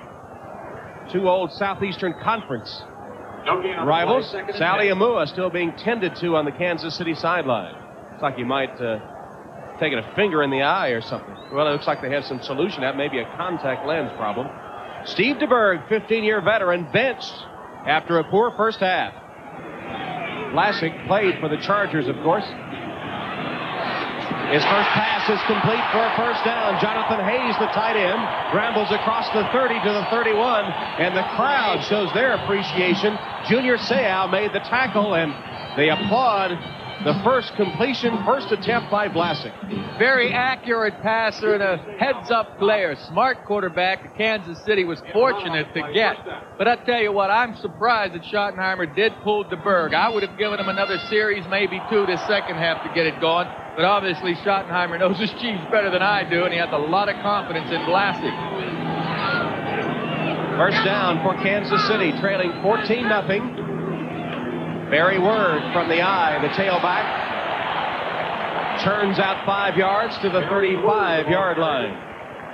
Joe Phillips, the nose tackle, finally getting Word to the turf. Grossman gets an assist. Mark Vlasic had a touchdown pass to Tim Barnett against Denver, which was his first touchdown pass since September of 1990 when he played for the Chargers against Dallas. He hit 8 of 14 for a touchdown against Denver as they continue to look at the contact lenses of Dan Saliamua, who injured his thumb earlier in the game. Fake to Word, play action pass, Vlasic threw it away.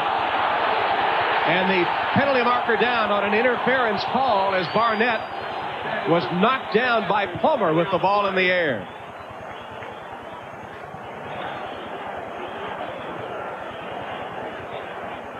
Good protection for Vlasic. He tries to get it to Barnett, but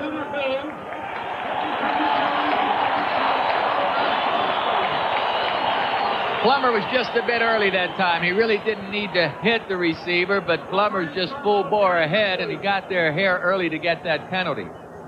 A look at Plummer, whose wife Leanne is expecting their 4th child in April of '92. It's going to be a girl they know already. Oh, he's excited about it, too. He was telling us yesterday. He said he loves those boys. They're really something, but the little girls are special, too. Plummer, a former walk-on at the University of California that went on to be the Bears' most valuable player in the defensive line when he played nose guard. He said something he never wants to do again. Never, ever want to get there again. Vlasic has to waste a timeout. Chiefs call a timeout as Vlasic looked up, time running out. Chargers still on top. Final regular season home game has been a bitter one so far for Marty Schottenheimer, whose Chiefs are fighting for the playoffs. As we said earlier, the AFC West title still a possibility, though a long shot, with the Chiefs looking good for a wild card. But at San Francisco, at the Raiders after today, they need to beat the Chargers. Barry Word picking his way forward as 4 yards or so as we check our Hertz 10-minute ticker. The Oilers trying to clinch the AFC Central with a 7-point lead. Jeff Camp has a touchdown pass for the Eagles. He's replaced McMahon. They're within 4 of the Giants, who are quarterbacked by Phil Simms today. Denver and Cleveland still deadlocked at 7. Dallas, Chicago, and look at Indianapolis. Jeff George and company in front of New England. New England only plays the good teams well.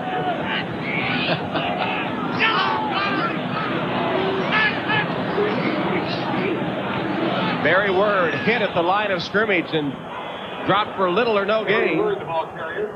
Leslie O'Neal at the bottom of the stack. Game 2 of the doubleheader here on NBC. Playoff implications. The Bills are in.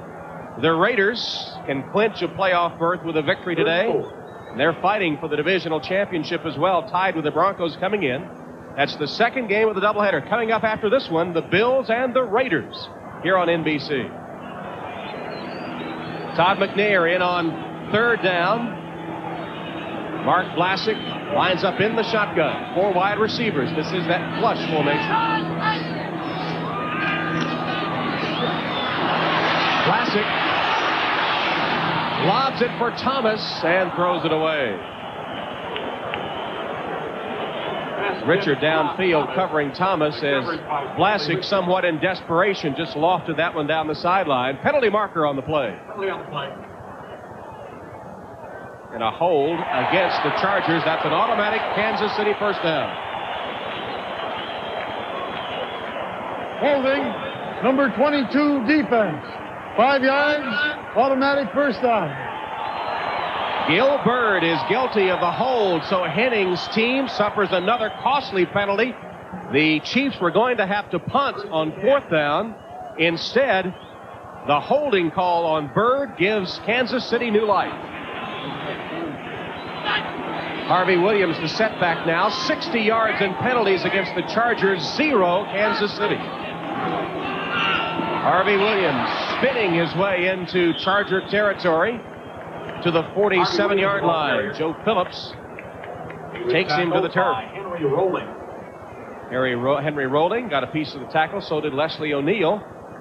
Harvey Williams, the speed back in the 3-back attack of the Chiefs. Okoye sidelined by injury today. Word likes to say he can go inside or outside. Williams goes to the outside if he can get there. Up the middle this time, Williams on the no-huddle offense. And he's to the 44. Harvey Williams, the ball carrier. He was tackled by Junior Seau. Junior Seau gets credit for the stop as the Chiefs face a 3rd down coming up. There's Seau, who has really blossomed in his second year out of Southern Cal. Moved to inside linebacker last year. Started 15 games as a rookie after signing late and wound up as the second leading tackler behind Plummer. Those two have flip-flopped this year. Seau 1 and Plummer 2. 33. Also leads in sacks. Todd McNair in the backfield. Vlasic in the shotgun.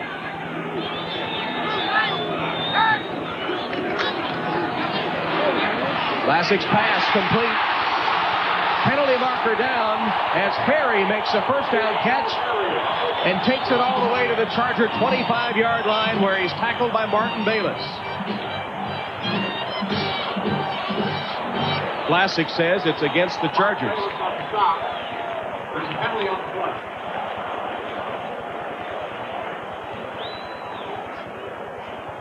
Eight of 19 on the play. Illegal use of hands, number 28 defense. Penalty declined. The play makes it a first down and more yardage. Donnie Elder was called for illegal use of hands. Another Henning team penalty. And a 19-yard gain will stand.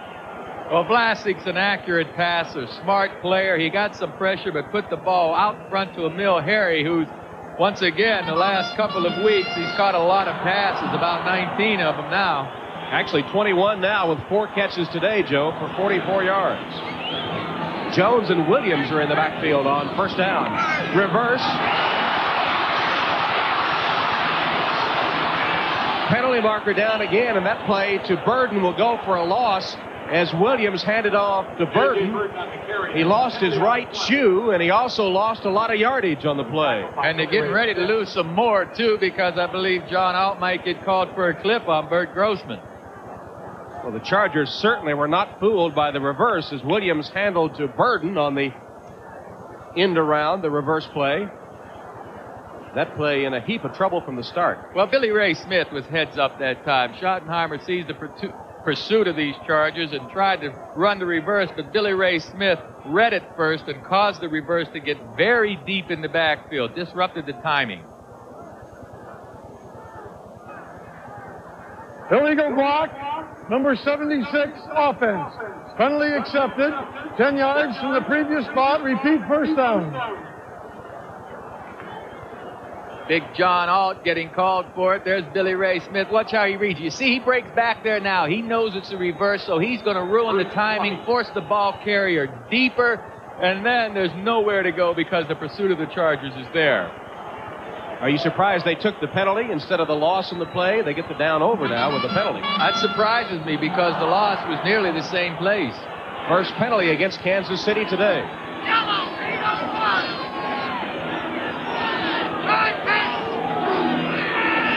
Vlasic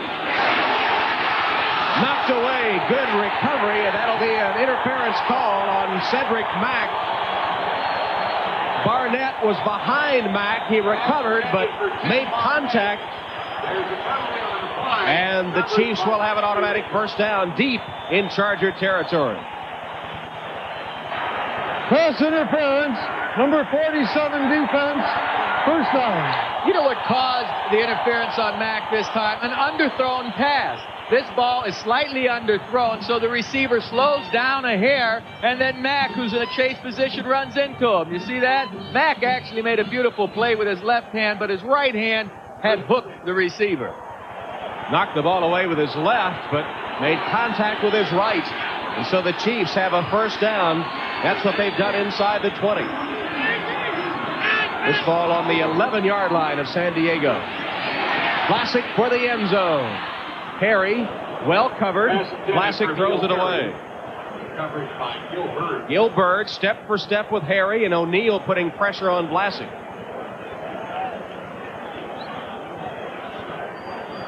Vlasic's overcome a real bad knee injury he had a couple years ago, Tom. We were working the game in L.A. when he tore that knee up, and he's rehabilitated it. He's come back beautifully, had a great exhibition season for these Chiefs, and every time he's had a chance to get out there and perform, he's been heads up and he's been accurate.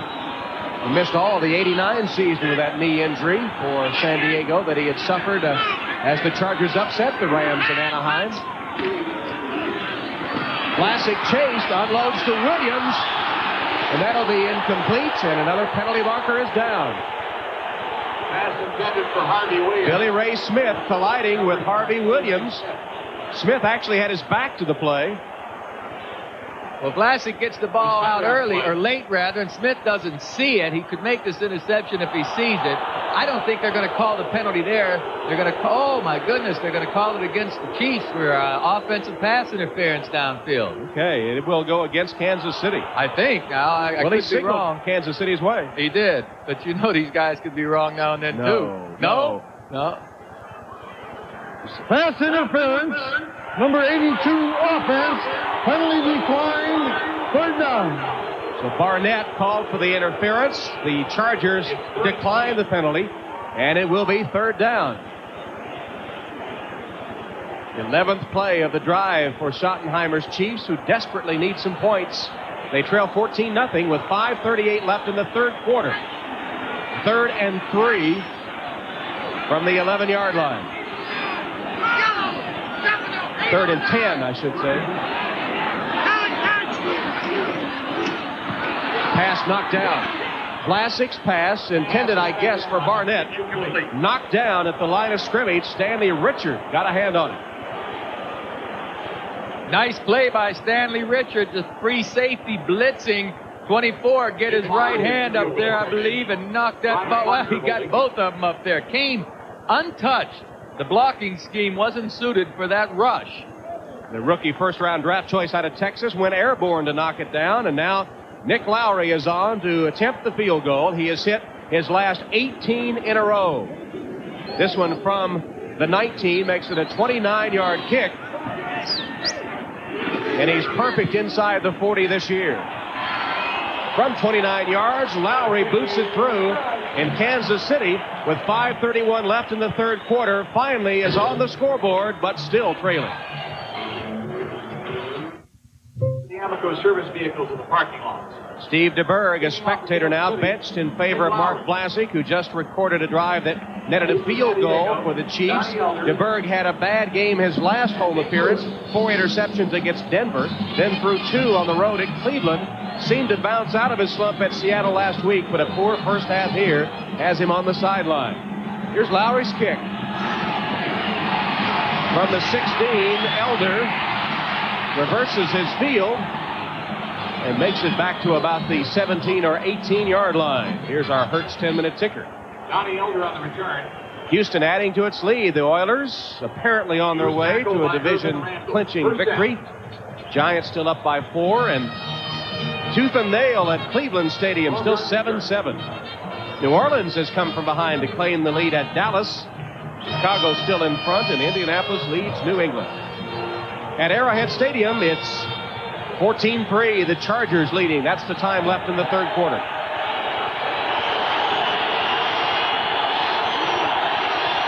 Sally Amua, injured twice in the game, back on the field. He's at nose tackle for the Chiefs. Freeze, first down pass to Harmon is complete, and Ronnie Harmon will be about 2 yards short of the first down. Let's check in now with Bob Costas. Thanks, Bob. The Oilers finally seeming to clinch that divisional title, their first. 14-3 now. The Chargers and John Freeze in front.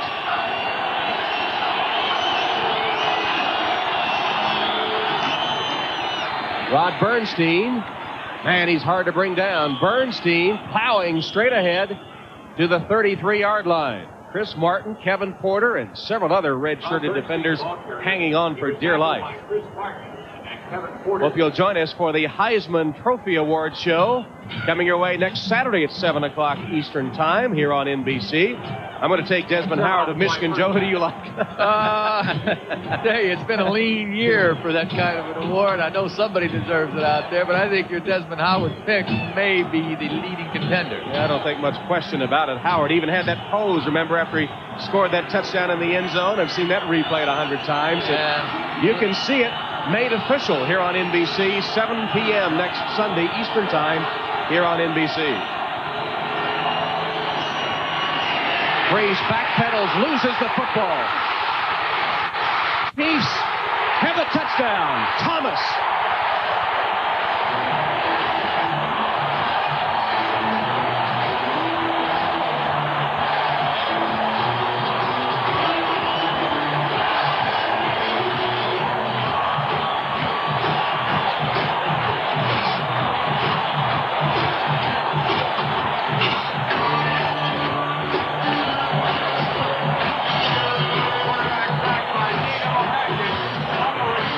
Dino Hackett knocked the ball loose, and Derrick Thomas scooped it up for the score.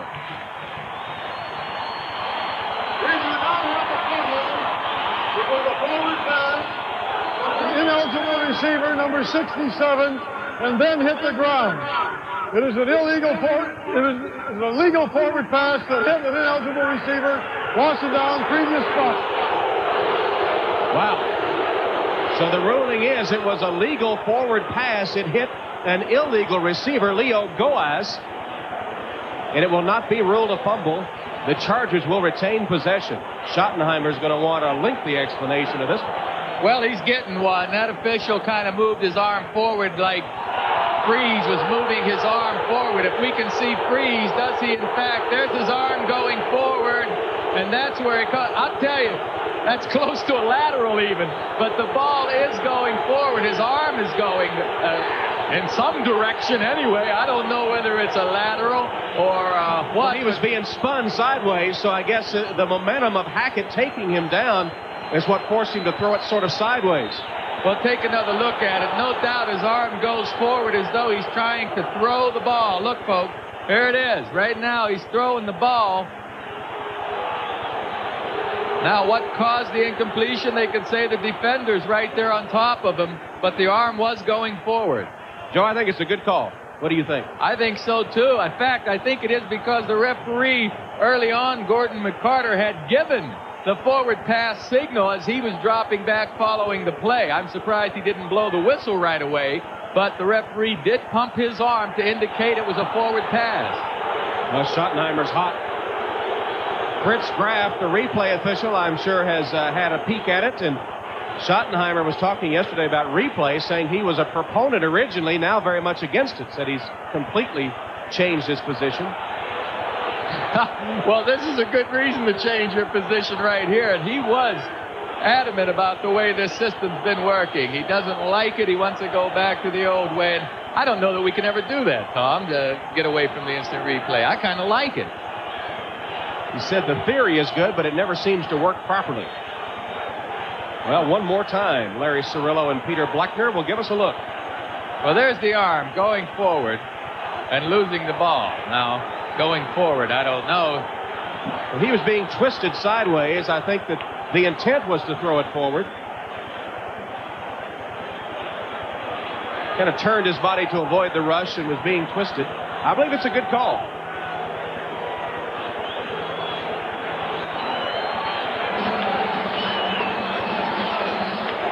Boy, Henning breathed a sigh of relief, didn't he? You saw that look when he thought they had made another big error. I think I just read Henning's lips and you called the play wrong or something. I don't know whether he called Easy the to play say wrong. now. Yeah. Well, Schottenheimer still hasn't cooled off. Well, what about the time limitations on these instant replays? I mean, isn't there a time limitation here? The referee called incomplete pass. His arm was going forward. It clearly should be not overruled. It's supposed to be an incomplete pass. Let's go. Marty Schottenheimer, his son Brian, quarterbacked his high school team to the Kansas State Football Championship a couple of weeks ago. Marty, in his days in Western Pennsylvania, was on a state championship basketball team. And, of course, a successful football player. Played linebacker at Pitt for Buffalo and Boston. He made Pitt's all-time team as a linebacker. He was an excellent ball player. In fact, his home area the same as yours and the same as Mark Vlasic's, right? That's right, Western Pennsylvania. Vlasic, of course, is from Monaca, but Schottenheimer says to this day his biggest thrill is winning that high school basketball championship. That's why I say his biggest thrill in sports. Patty, his wife, is his biggest thrill to this day. This is awful long, folks, and we know that this should have been decided by now and have no report on why they haven't decided yet. Well, you know, it could be a backward pass, something you brought up. That's right, but you can't clearly see that. I don't think that you could call from those replays a lateral. You got to be guessing. With the crowd starting to turn and look toward the replay booth, this could get ugly. Is there a quick exit from here in case they start this way? I don't know, but I'm pointing towards another area of this press box. I want to make sure they're not looking at us. Well, from the end zone, is this a backward pass? That's something new to watch for now. Freeze lets it go. I can't believe that this is a backward pass because Freeze is getting knocked backwards and the ball seems to go forward here from that view to me because he hits Goaz, who is in front of him in the back. Sort of at the side. I mean, like you say, it's not conclusive, at least to me. Fritz Graff may see it differently. Here we come with the ruling. Gordon McCarter will let us all in on the latest from the replay booth. Well, maybe not. Yeah, this is the problem we're having with replay, folks. We want the game to have the honest calls, the right calls, but in a situation like this where it stops the tempo of the game, it disrupts the tempo, takes the teams out of their rhythm, and these fans, you can hear how they feel about it right now.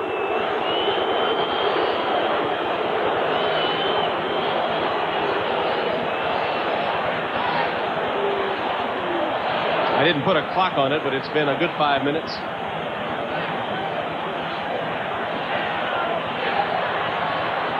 The quarterback did throw the ball.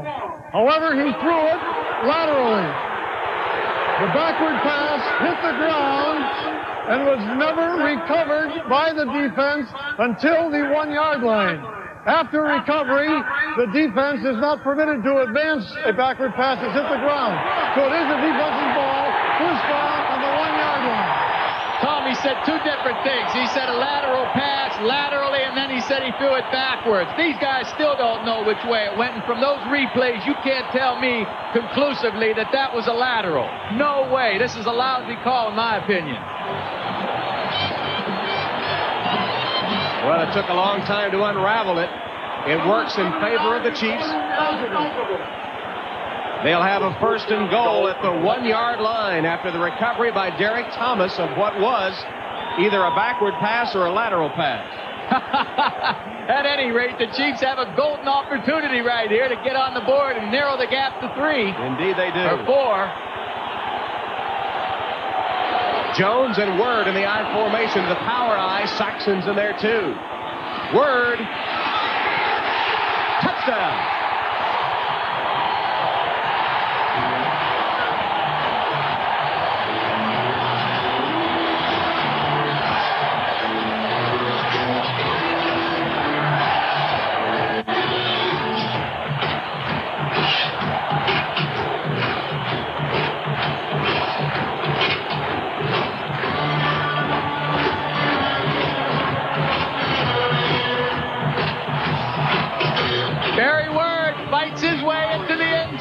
Surge by that Charger front, but here you see Word with his second effort just fighting his way across that goal line.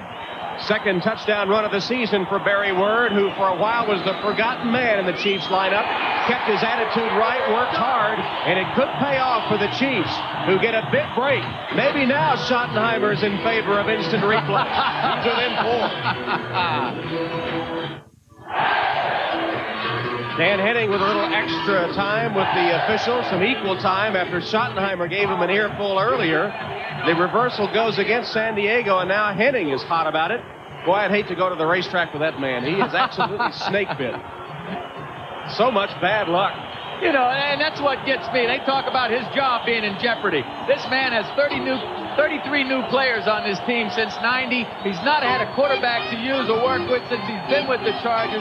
They've had close game after close game. I think Henning's doing a good job with what he's had to work with. Here's Lowry's kickoff. Lewis and Elder are deep. And Elder, his momentum carried him into the end zone. That'll be a touchback.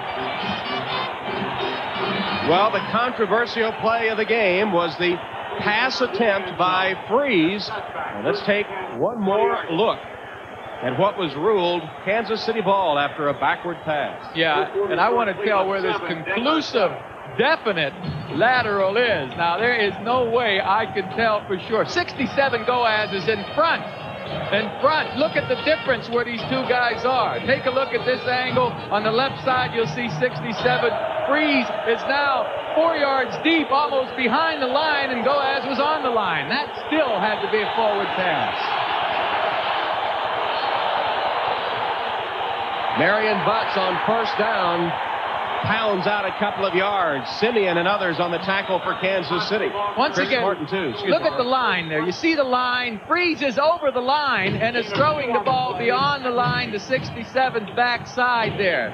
That ball went forward. I'm sorry, but that's history. It's now. The Chargers have to regroup and get it going, and Kansas City must carry this momentum over defensively and stuff the Chargers. And the Chargers, though they still lead, have to be in that mode of what's going to happen next, that they have experienced so much in this 3-win season.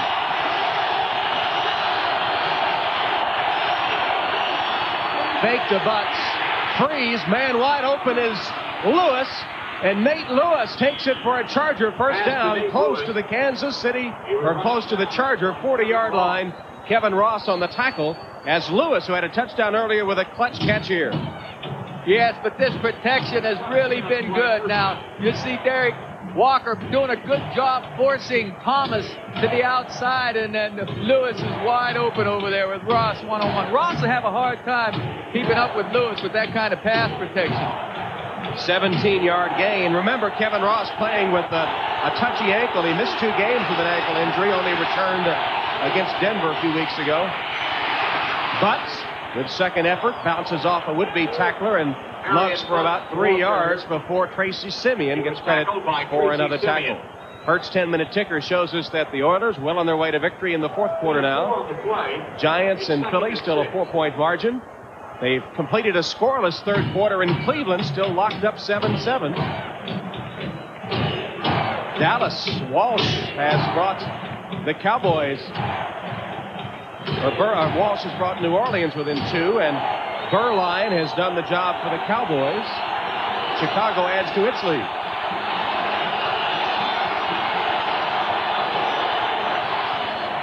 Butts Nice running, good hole open for the offensive line, and Marion Butts has a first down. Zendovsky and Richards, the two guards, pulling to lead the play for Marion Butts, who finally is stopped by Dino Hackett. Oh, this is beautiful. Watch the left guard pull number 70 along with Goaz, 67. Look at 70 out front, and McEwen able to take Simeon out of the play. Just fine blocking up there for Marion Butts. There's the offensive line, led by the young center, Courtney Hall. We were talking to Leo Goaz yesterday. He told us the day he feared most in his life occurred earlier this year when his dad passed away. His mom, though, has come home to San Diego with Goaz and will stay for the rest of the season. Play action pass. Freeze overshoots his target. Nate Lewis on a crossing pattern, well covered, and the ball too far downfield. Oh, Kevin Ross did a brilliant job of defensive coverage that time. Freeze thought he had one-on-one, and he did, but Ross just took away that pass pattern from Lewis. Kevin Ross played awful well on the left side of the screen. First of all, there's good pass protection, but you'll see Ross actually taking Lewis out of the play. Look, he won't let Lewis get to that ball. 2nd and 10 coming up as Ross, 45 tackles, an interception on the season. Despite the injured ankle, playing well as usual. Into the Pro Bowl the last 2 years. And San Diego, with a play clock running down, has to spend a timeout. So Freeze calls a timeout. The clock stops with 54 seconds left in the third quarter. Hope you'll stay tuned for second half of the doubleheader. It'll be Buffalo against the Raiders. A couple of playoff teams involved in Game 2 of the doubleheader coming up next here on NBC. It amazes me how the odds makers do things, you know, but the Raiders are favored to beat the Bills, and all I can remember is the last time they played. My goodness, wasn't it 51 to something? I mean, in the playoffs up at Buffalo last year. That was Bo Jackson's last game, wasn't it, as it turned out? Yes, it was. Sally Amua is back on the field after being replaced by Sims again for a couple of downs. Kansas City desperately needing to win because remaining at San Francisco next Saturday on NBC and then at the Raiders for the final game of the season. And San Francisco, I guess, is still alive for a wild card spot. Denver at home against Phoenix and at San Diego, a couple of losing teams remaining for the Broncos, who are locked up with a battle at Cleveland. And the Raiders, after today's bout against the Bills, at New Orleans and at home against Kansas City. Freeze sacked, a one-handed catch by Harmon. And Ronnie Harmon out of bounds after Freeze under pressure from Thomas and Smith. Got it off, and Harmon made a one-handed catch. Nice catch by Harmon. John Freeze keeps his cool because Neil Smith and Thomas just knock him to the ground. Harmon gets outside. He makes a little gainer. It's going to be about 3rd and 5. You see Goaz. That was actually good blocking since it was a screen play. Freeze dropped a little deeper than normal. In Cleveland, a John Elway pass to Vance Johnson, 6 yards, has broken the tie, 14-7 Denver. 3rd and 6. That'll be 5 yards against the Chargers as Broderick Thompson came out of his stance too early. Now that's the home field advantage, boy. That's the noise right there. Broderick Thompson couldn't hear the snap count. He got back on his heels when the defensive player moved. Encroachment. Defense.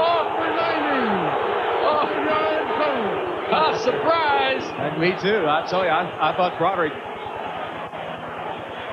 Well, look at this. How can number 90 be offside when the tackle was moving backwards? This is a bad call. Smith was never in the neutral zone. No, that's right. And the offensive tackle moved before Smith got into the neutral zone. So it should have been called on Broderick Thomas, the right tackle. Take another look at it, folks. You see 90? Now, he's not in the neutral zone, but look at the tackle. Smith flinched, but he can do that. Sure he can. And Thompson backed out of his stance. That's not one they can review. And that will be a big break for the Chargers. Should have cost them 5. They'll get 5 instead. And the crowd, over 73,000 here at Arrowhead, expressing its displeasure. I don't know what they're looking at there. Again, the tackle was clearly moving, and Smith was not in that zone. I don't blame Neil Smith for being upset. Neil Smith, Marty Schottenheimer had a funny story about Neil Smith. There's that score from Cleveland. The Broncos take the lead. The team had Chinese food for lunch one day here at the complex, and Neil Smith rigged up a fortune cookie for Marty Schottenheimer, took it to him, and Schottenheimer opened it up and read it, and it said something to the effect that your attention to detail is both a blessing and a curse. Marty is quite the teacher. He is a very good teacher as a coach. It's going to be 3rd and less than a yard for the Chargers, who hand off in a first down run made by Rod Bernstein, which will bring the 3rd quarter to an end. First down, San Diego. Their drive will continue when we return to Arrowhead Stadium. The Chargers leading 14-10. We'll be back after a message from your local station. Start the 4th quarter with the Chargers leading the Chiefs 14-10. At the end of 3 quarters, the Chiefs still have a slight edge in the stats. But those 2 turnovers, 2 interceptions in the first half by DeBerg have been costly. Yes, and the 1 turnover, they call it, I guess, a turnover by John Freeze. They called it a lateral, gave the Chiefs excellent field position for their touchdown. Led to their 7 of their 10 points. Best drive since the opening drive of the game for the Chargers. This is the 9th play. Free ball. Is it intercepted? No, incomplete. Freeze hit as he tried to deliver. Moss made a diving stab at the ball but couldn't come up with it. Good defense up front. Somebody gets up there high again. Freeze has an open receiver, but one of the linemen tipped the ball, knock it in the air, and it's nearly intercepted by Moss. Pass is incomplete, 2nd and 10. Chargers now with 2nd and 10. Here's that tipped ball again. It happened so quickly I couldn't see who tipped it. I'd be guessing, but it's Neil Smith, I believe.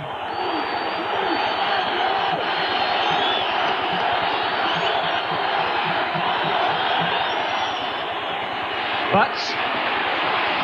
Nice cut upfield by Marion Butts. Turned out 3 or 4 yards before Deron Cherry took him down. Butts is so strong. If you don't hit him just right around the legs, he's going to break that tackle. Kevin Porter that time got back there quickly to make contact on Butts, but you can't arm tackle this guy. You got to get a shoulder into his legs, down around the knees and ankles, and knock those legs out from underneath him. Otherwise, he's just too tough to bring down. He's big and strong. Crucial 3rd down coming up now for San Diego. They've converted only 3 of 8 today.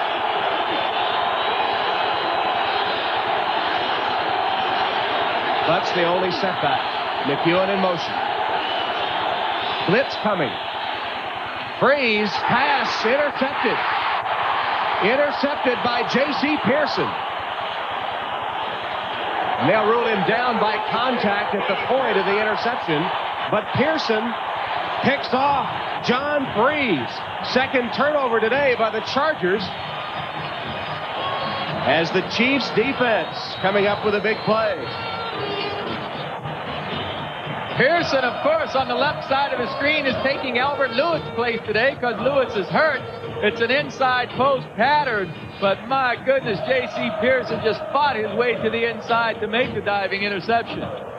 3rd interception of the season for J.C. Pearson as Freeze causes the turnover. Pearson did a good job of wrestling the ball away.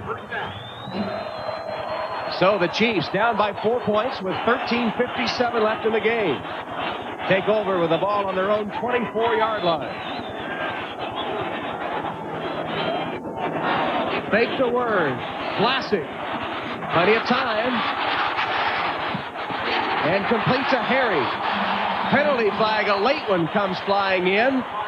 As the gain was about 6 yards to the 30 with Gil Bird making the tackle.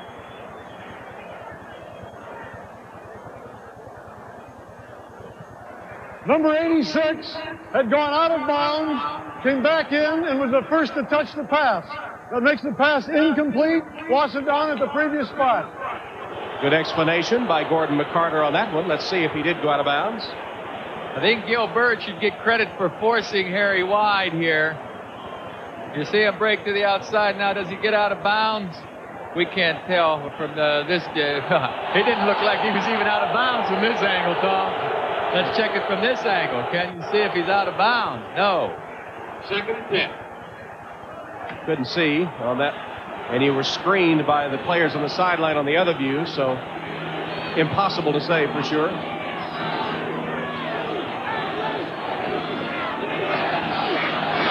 Vlasic scrambling and sacked. All the way back to the 16-yard line. Vlasic tackled by Bert Grossman, who came rushing from his defensive end spot for his 2nd sack of the day. And give part of this credit to the secondary of the Chargers. They're all over downfield, all over the receivers that enabled Grossman to come in from the backside. You see Vlasic's ready. He doesn't have a receiver, and there comes Grossman. I don't know how Vlasic held on to the ball. That was a fine tackle by Grossman. He nearly jarred that ball loose. Those are his stats, up to date. 5.5 this season, counting 2 today. Well, he misses Lee Williams, playing beside him. He'd have more stacks if Lee Williams were still here. Vlasic on 3rd down. Pass, diving catch made by Thomas, but he's short of the 1st down. Rob Thomas at the 30. It'll bring up 4th down for Kansas City as Mitchell Benson from the defensive line was putting pressure on Mark Vlasic. Great defensive series of downs for these Chargers here. Vlasic under pressure once again by Mitchell Benson. Had to throw early. Thomas wasn't deep enough for the 1st down. Watch how he gets hit here, folks. Well, that's not too bad. Play was subject to review. After review, it stands. Benson looped to the outside on a stunt and didn't really get a shoulder into Vlasic, though he took him to the turf. In any event, it's 4th down, and Barker will punt. These punters both have been doing a good job today, given the wind conditions and all. Barker and John Kidd certainly is doing a good job for San Diego.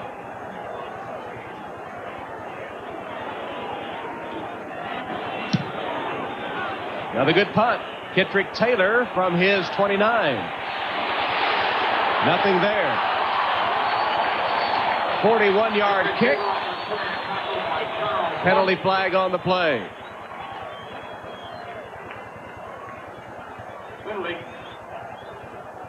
Penalty marker down here. We'll be back to sort it out.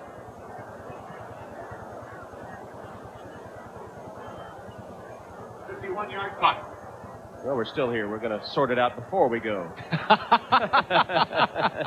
Who's driving this bus? But how long is it going to take before we sort it out? I don't remember these calls. I mean, in yesteryear, they never took this long. Yeah, but they didn't always get them right, might be the answer. At least the replay should, in theory, make the call right. Unfortunately, it doesn't always operate that way.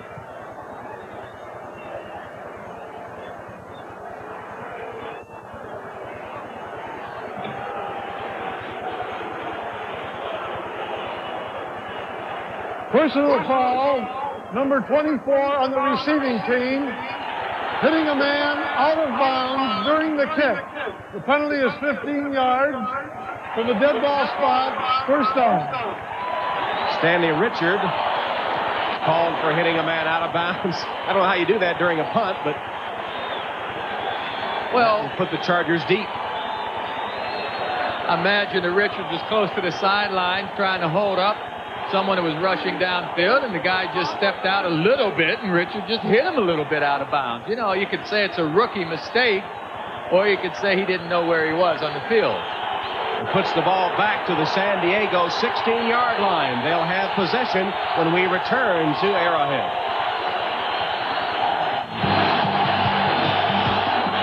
Chiefs have the Chargers backed up deep in their own territory, trailing 14-10, 12:27 left in the game. 1st down give to Marion Butts. Picks his way forward. Got a yard or two before he's collapsed by the center of the defensive line. Tom Sims led the charge. Let's check in with Bob Costas. So Elway leads a strong 4th quarter with the Broncos, bidding to retain at least a share of 1st place in the AFC West. They've opened up 10 on the Browns. Here, the Chiefs trailing by 4. 2nd and 9 for San Diego. Lewis with a catch, spinning forward for the first down. Freeze hits Lewis on the sideline. He has a gain of 10 and a first down, San Diego. Martin and Everett finally spinning down Nate Lewis.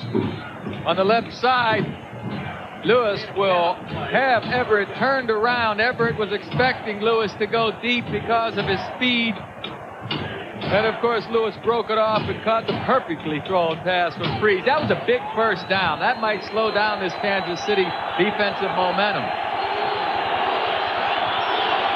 All spotted out at the 27-yard line. Freeze has had a good day. Butts to the outside. Lowers his head to close to the 35. Penalty marker down. Simeon and Porter made the stop of Butts. I don't know if you could say Porter made the stop because Butts went right over top of him. I grant you, Porter did kind of hold on. Slowed him down anyway. Yes. There's Porter. I know he doesn't want to see Butts getting clean coming down there one-on-one. Porter did his best to try and get Butts down low, but Butts would have none of it. Number 70, offense. 10-yard penalty, forced from the dead ball spot. Repeat first down. Mike Zendowski, who splits time at the left guard with Eric Moten, called for the hold. 126 yards against the Chargers, and penalties only 15 against Kansas City. And despite that statistic, Chargers lead by 4. Well, you know, Kansas City's playing smart ball in a sense. They went offensively and defensively last week against Seattle without getting one penalty. And I'm sure Coach Knox up there at Seattle wondered how a team could do that. Today they only have 2 penalties. 1st and 20 now for Freeze. Handoff to Ronnie Harmon. Harmon is across the 30 to the 33-yard line as the clock continues to tick toward the 10-minute mark here. One special victory. That's all tonight on NBC. Harmon trapped behind the line. There's another flag right in the middle of the pile. No gain on the play. Lonnie Martz, a reserve linebacker, getting penetration and the hold against the Chargers. I don't blame you for shaking your head, Coach. You wonder how many of them are going to go against you. It seems like all of them. Holding. Number 70, offense. 10 yards, repeat second down.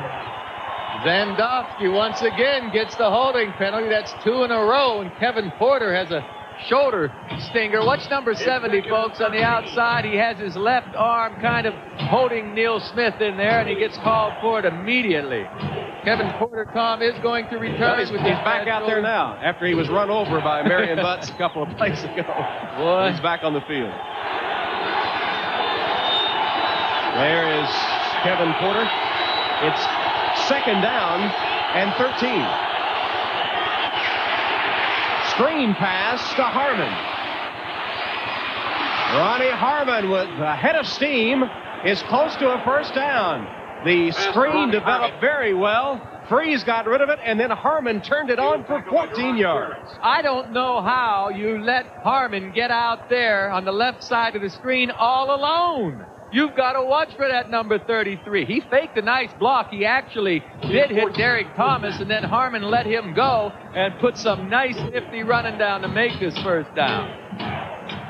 Clutch play by Ronnie Harmon on the screen after the Chargers had 2nd and 13. He picks up a first down. He is Mr. First Down for the Chargers.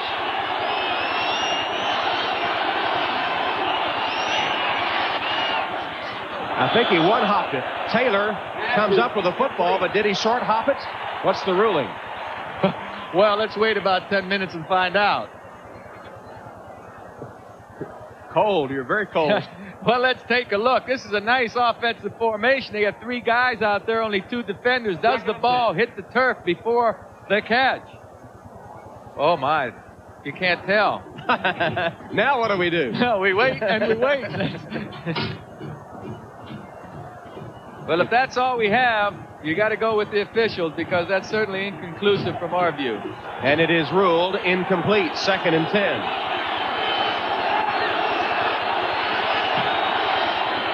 Harmon on the draw. Spins away. I'll tell you what, Ronnie Harmon is really coming on here in the 4th quarter. That's an 8 or 9 yard run when he should have had nothing. Clock ticks inside 8.5 minutes. And we check our Budweiser 10-minute ticker. Break out the champagne at the Astrodome. The Eagles have come from behind to take a 2-point lead on the Giants. Denver up 10, as we heard from Bob Costas. Dallas by 2. Chicago on the way to victory.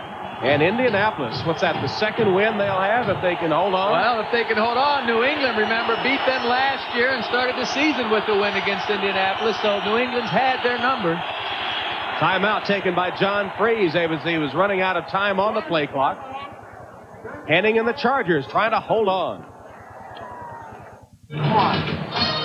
Tom Hammond and Joe Namath from Arrowhead Stadium. Dan Henning and his Chargers trying to hold on to a 4-point lead and upset the Kansas City Chiefs and damage the playoff hopes of Marty Schottenheimer's team. Meanwhile, the ubiquitous tomahawk chant. I've had just about enough of that. Just about enough of it. Timeouts left. San Diego down to 1. Rod Bernstein bouncing off tacklers, fighting his way forward for a first down. You know, the Chargers have the look of a playoff team in this game rather than the Chiefs. They are playing hard. That's 2 carries in a row, one by Harmon and one by Bernstein, where second effort has really paid off. Sure, Deron Cherry gets through here to make a hit right now, but he leaves his feet, and you're not going to pull that big man down, leaving your feet and hitting him up high. Nice blocking over here on the left side, too. Derrick Walker, 89, just takes his man to the ground. As Zandorfsky, number 70, does a fine job. 9th play of the drive coming up. Already has covered nearly 40 yards. 4.5 minutes taken off the clock. First down pass. Freeze in trouble. Got rid of it. Complete to Walker, and his tight end has a first down at the Chief 35-yard line. Deron Cherry made the tackle from behind after the play netted 14 yards.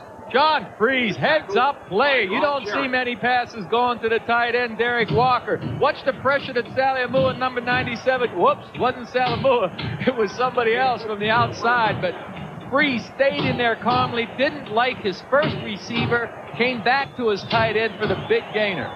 First catch of the day for Walker, his 15th reception of the season. Started every game for the Chargers in his 2nd year out of Michigan, 6th-round draft choice.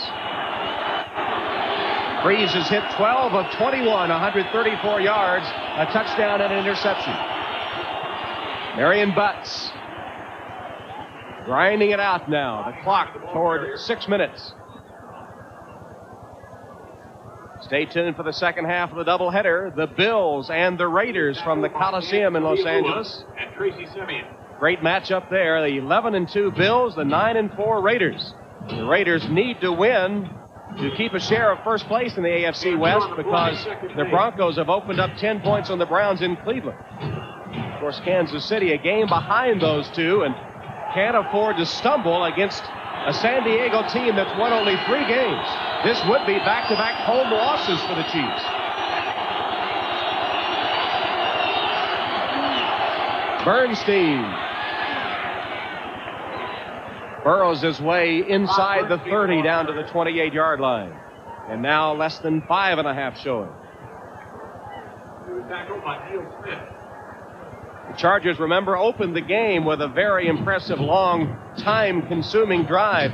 They took nearly 12 minutes off the clock to open the scoring in the game, taking it all the way down on an 18-play, 80-yard drive. This one showing similarities to that first drive of the game.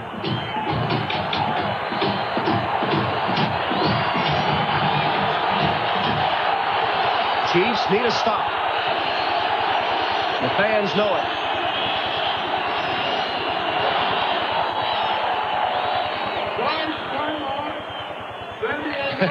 These two guys trying to get the play straight. Obviously, Coach Henning's boys didn't quite have the right play called. We'll be back. This is a tight one, folks. Join us after these messages. 3rd and 4.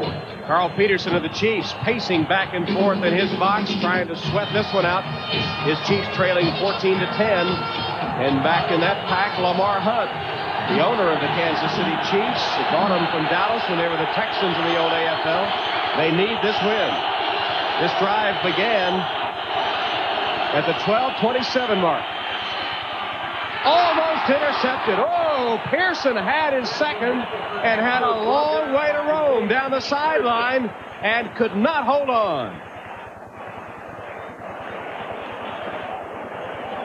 Beautifully read by J.C. Pearson, reading the quarterback's eyes. He's going to throw in that direction. Let me get on it. He catches this ball. He may go all the way, but instead, the Chiefs are going to have a 47-yard field goal attempt by John Carney. Carney has kicked one from 54, a San Diego record that came against New Orleans. 47-yard attempt, 48 officially.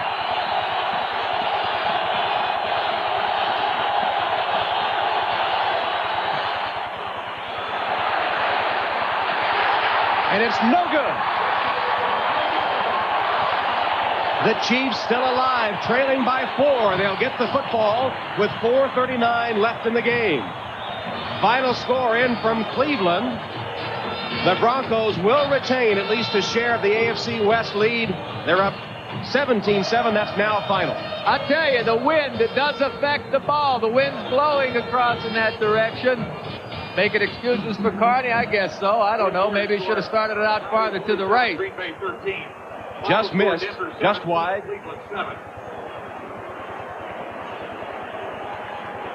And Henning has been here before.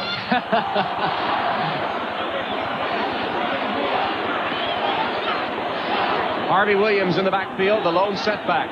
Chiefs trailing by 4. Mark Vlasic. Complete. J.J. Burden with a first down catch that covered 16 yards. First down Kansas City at their own 46. They'll go without a huddle.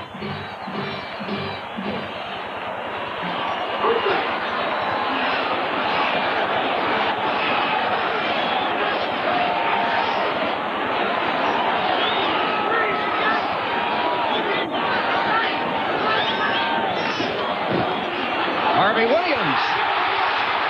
Williams bursts free to the Charger 40-yard line. Another Kansas City first down. Stanley Richard made a saving tackle after a 14-yard gain. Harvey Williams threw a huge hole on the left side. Look at Luke 72 open that hole up. Nice tackle by Stanley Richard. You see, even a quick back he wants to hit up high, make sure he has a handle on him. Williams has carried 8 times for 44 yards. Vlasic. Catch made. Vlasic has the Chiefs moving.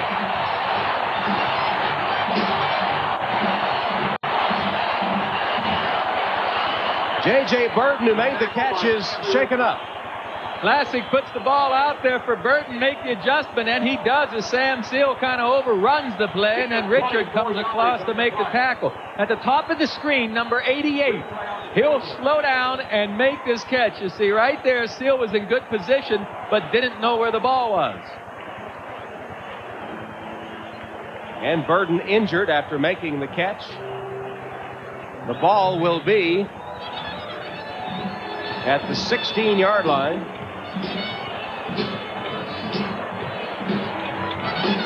Well, see if you can tell what happens when he hits that turf.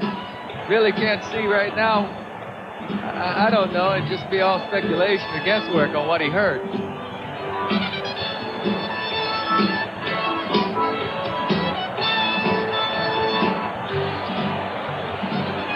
Burden is still down. He made his third catch on that last play, third catch of the game. 45 yards total. Mark Vlasic, 5 of 9. He has the Chiefs moving on this drive. A last-ditch effort, perhaps, for the Chiefs. This could be the difference this drive between making the playoffs or not. That's Bruce Arians, running back coach, talking to Williams there, letting him know what to look for, what to expect from the San Diego Charger defense. Harvey Williams, the rookie running back out of LSU, first-round draft choice, who didn't expect to be drafted by the Chiefs. Didn't think he'd still be around, as a matter of fact. Only 78 yards on the ground for that vaunted Kansas City attack today, although they were 14 points down, necessitating some passing to try to come from behind. And, of course, they've been without their workhorse, Christian Okoye, all day, who's out with an injury. But I think the credit should be given mostly to the San Diego Charger team. They've played good offensive ball and defense with the exception of the penalties. But perhaps all for naught as the Chiefs are moving on them. You see the time left. Clock restarted. And a first down for Kansas City at the 16 of the Chargers. Play action pass. Vlasic just got rid of it. Touchdown, Williams.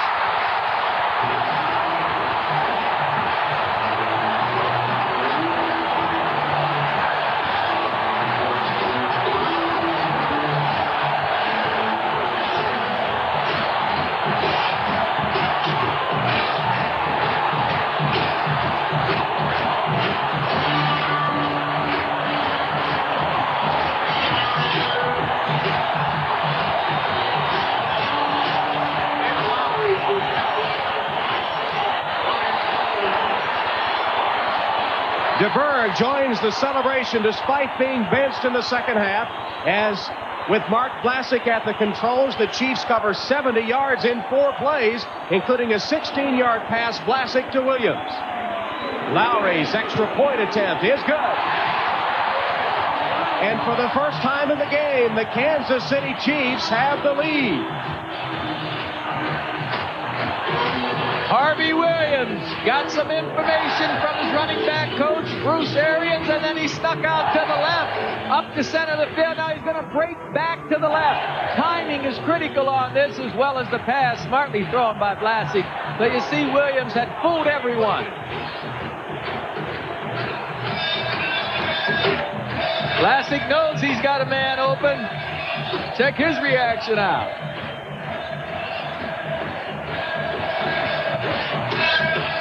Well, Joe, several times this season we've seen Kansas City be most productive in its offense when they go with the 2-minute drill, the hurry-up, no-huddle offense. They covered 70 yards in 4 plays there.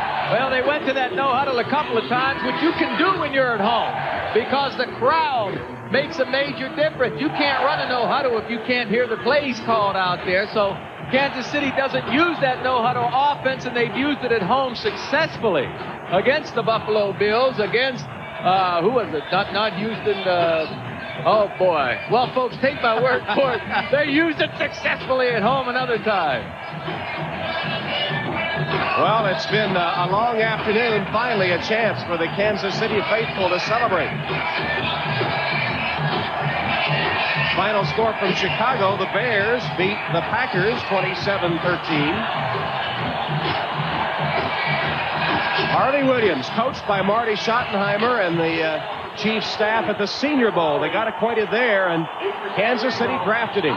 The man that broke Eric Dickerson, his idol's Texas high school rushing records, Harvey Williams, with his second touchdown reception of the season, giving Kansas City the lead.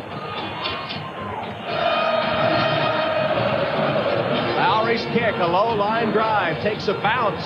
Harmon. Ronnie Harmon got forward across the 30 to the 33-yard line. Final score starting to come in now as we'll review them again on our Budweiser 10-minute ticker. Houston on the way to a division-clinching victory. They're in the 4th. That's been a dogfight at the Meadowlands. Philly leading the Giants by 2. That would eliminate New York, the defending Super Bowl champion, from the playoffs.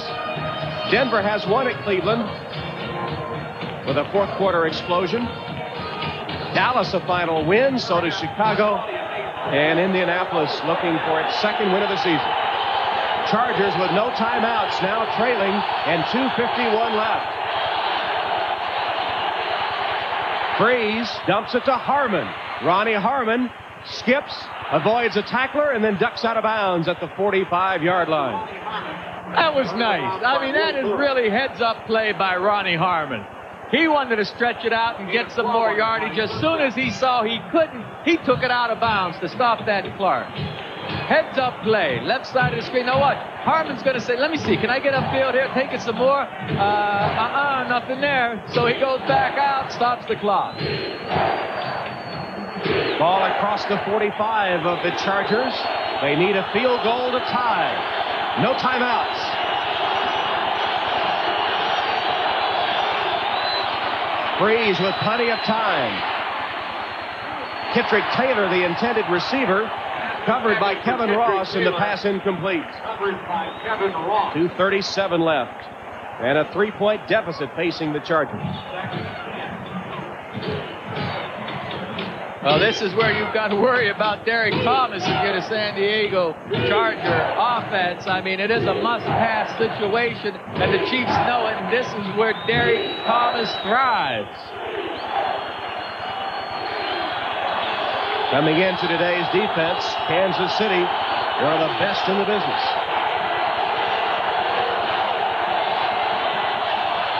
Thomas drew a double team, and Freeze got rid of it. Lewis can't make the catch.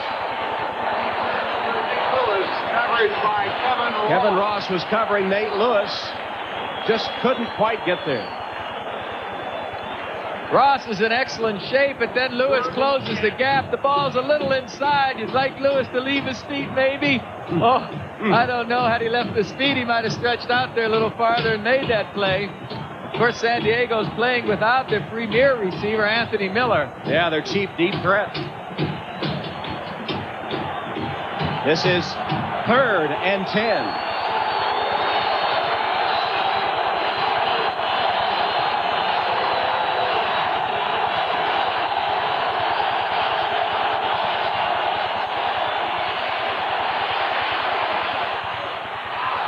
The catch made for a first down. It was Nate Lewis again with a clutch reception. He went down to the turf to grab it, and the Chargers are in business at the 39 of the Chiefs. I don't think they should waste a play here, though, Tom.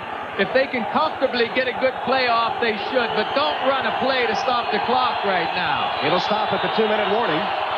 Handoff. Harmon bounces to the outside and takes it out of bounds. He didn't have to because they're going to stop for the 2-minute warning, but it was a gain of about 6 yards on the play by Ronnie Harmon as we take a break for the 2-minute warning. Woo. Dan Henning's Chargers threatening to tie the game at 17-14, 1:58 left. Schottenheimer's defense trying to rally and hold off the Chargers, who have a 2nd down and 4 yards to go from the Chief 33-yard line. That's Marty Schottenheimer's brother there in a white sweater, Kurt Schottenheimer, who's a special teams coach. Was a fine young quarterback himself in his college days.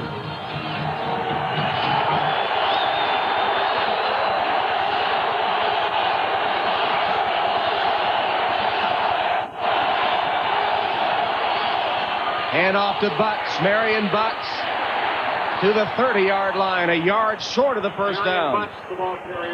Clock continues to run. It'll be 3rd and 1 coming up for San Diego. They'll continue to run, Joe, not risk the pass. Well, they want to get that first down now. They're going to run Butts one more time up into that line. Neil Smith came charging across. Was he drawn? Let's see. This could be a crucial penalty. False start. It's calling offense. 5 yards, still 3rd down. Once again, penalties have killed the Chargers. Broderick Thompson. 3rd and 6. On the right side, actually screen's left side, you see Broderick Thompson moving. You can't hear out there on the field. It's very difficult to hear, and Thompson moved a hair early again. Now it's 3rd and 6 as the Chargers have been assessed 141 yards in penalties today. Lewis and Taylor, wide receivers. Harmon in the backfield. Freeze drills it complete. Nate Lewis again with good coverage makes a catch. Kevin Ross was all over him, and John Freeze drilled the pass right in there. Can't say enough about Freeze's poise out there. I mean, he looked at two other receivers before he came to Nate Lewis and then fit it in a small hole. Look at that pass. This has been a coming of age for John Freeze. Pumps once, Freeze throws again, broken up. Strong hit by Eric Everett, knocked the ball free of Kittrick Taylor. Broken up by Eric Everett. Final score, the Oilers clinch, beating Pittsburgh 31-6, avenging an earlier loss at Three Rivers Stadium and taking the AFC Central. You know, right now, if you're San Diego, sure, you want to get a win, but you're in field goal range right now. You do not want to get a holding penalty. You do not want to get called while going back to pass for the holding penalty. Ball at the 21-yard line. Chargers trail by 3. That's the time left. Play action pass. They're going for it all. Freeze. No. Lewis can't get there. Made a diving attempt. I tell you what, Henning has been the riverboat gambler today. Freeze just a little off on that throw because Nate Lewis is coming across left to right in front of Deron Cherry. You see, he's going to be open, but the ball's not going to quite be there. Oh, so close.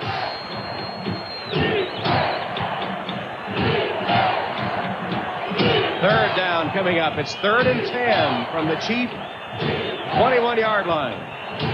Come back with the same play. See if he does. Sure.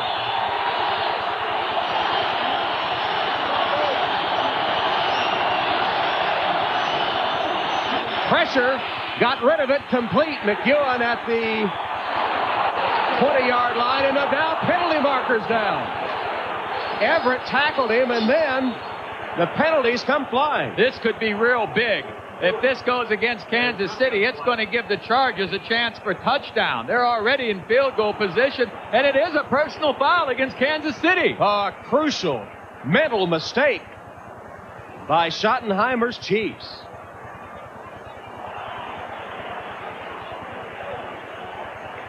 Well, one thing, you have to admire the pluck of the San Diego Chargers with 3 wins, 10 losses, and not giving up. Personal foul. Late hit after the dead ball. Number 58 defense. Half the distance. First down. Derrick Thomas on the cover of the Sporting News this week with a costly personal foul. Number 58 on the left side of your screen is going to come in just a bit late. Let's see. McEwen is down now. He's down. He's down. Oh, Derrick. No. Awful bad play. And no reason for it. No. First down, Chargers at the 10. Play action pass. Freeze in the flat, complete to Walker.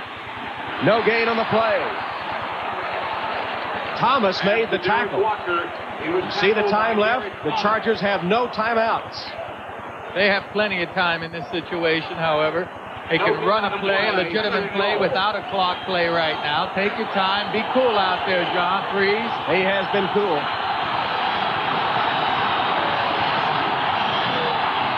Freeze. Batted down. Almost intercepted. I tell you what, it was Freeze that almost caught it on the rebound. I'll tell you, if he doesn't get his hand on it, then Martin, number 57 for the Chargers, for the Chiefs, has that ball coming right to him. It gets batted at the line of scrimmage here. Goes back. Now watch where the ball bounces. Freeze gets his hand on it because Martin was in position to intercept it. You're right, Joe. Martin would have had it. Well, Carney is on for the field goal attempt. He missed his last one from 48 yards. This one, a 27-yard attempt. I'm surprised they're kicking on 3rd down. There's still 15 seconds left. Carney's kick. Tie game. John Carney from 27 yards has tied the game with 11 seconds left. Dan Henning talking to John Freeze. They kicked the field goal on 3rd down, and now 11 seconds are left. Joe, you say you would have taken one more shot at the end zone? I certainly would have. Again, Henning knows what he's doing out there. He knows his receivers and all. Anthony Miller's not in the game. But with 15 seconds prior to that last snap, you have plenty of time to go back, take another shot in the end zone. At least make sure you get it in the end zone. But Coach Henning chose not to do it, not to hurry his team, to settle it down and take the field goal now. Still under the gun. It was an impressive drive by the Chargers to tie the score with no timeouts left.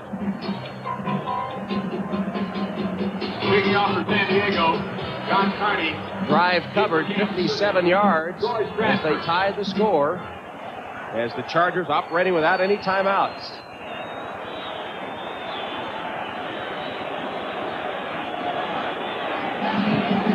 Squib kick by Carney.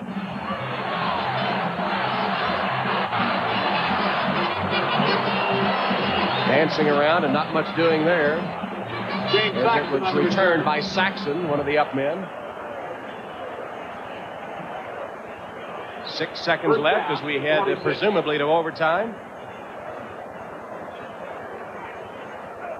Well, you got to take one shot, don't you? Why not? I mean, let the guys run downfield and hope that something happens. I think the odds against an interception being brought back all the way are nil. But I got happened once. I got a feeling Kansas City's just going to end it here.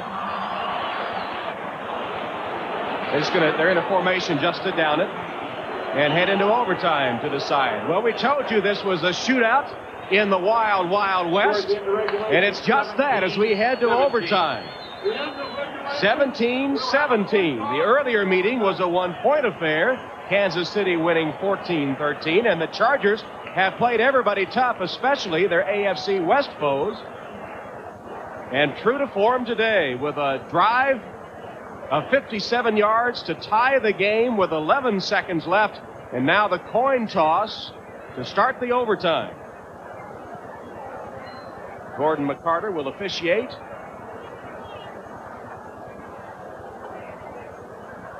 Chargers are out there. The Chiefs aren't out yet.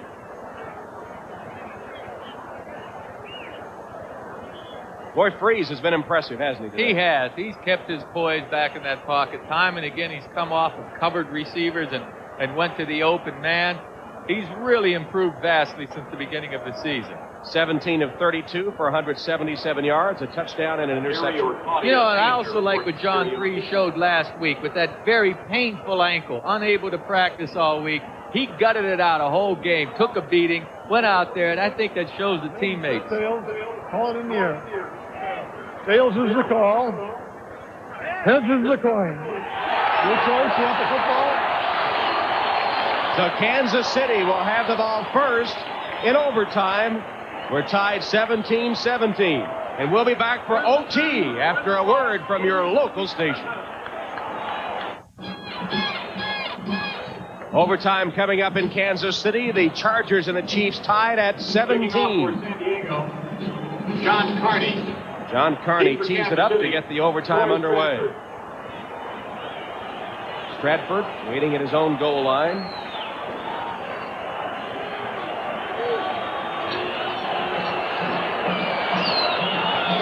Chiefs need the win, trying to make it to the playoffs.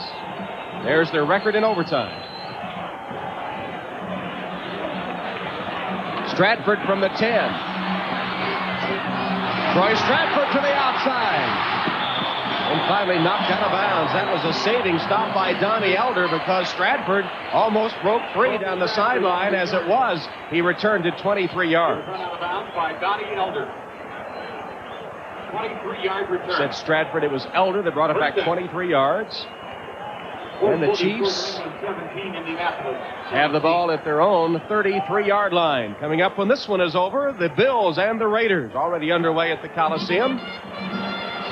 We're in overtime at Arrowhead, Kansas City and San Diego.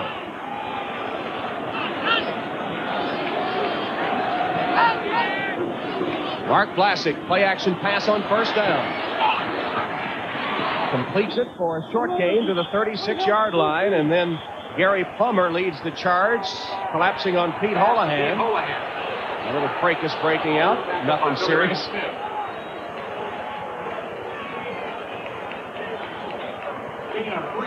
All right, all final scores here to report as Philadelphia holds on to knock the Giants out of the playoffs. OT at New England as the Patriots tie the Colts. These are the late starting games. The Raiders break on top of Buffalo 3-0. Detroit leading the Jets 7-0. Jets need that win for their playoff hopes. Seattle on top of the Niners, and Atlanta with a field goal. Harvey Williams to the 40-yard line. Harvey Williams. One thing Kansas City has in its favor is sure-footed Nick Lowry. Powerful weapon in an overtime game. Bert Grossman made the tackle on Williams for San Diego. By Bert Grossman. Gain of 3 on the play. It's 3rd and 3. There's Lowry, who perhaps could be the difference between the Chiefs making or missing the playoffs. The most accurate field goal kicker in NFL history. Ball just across the Chief 40 on a 3rd down play.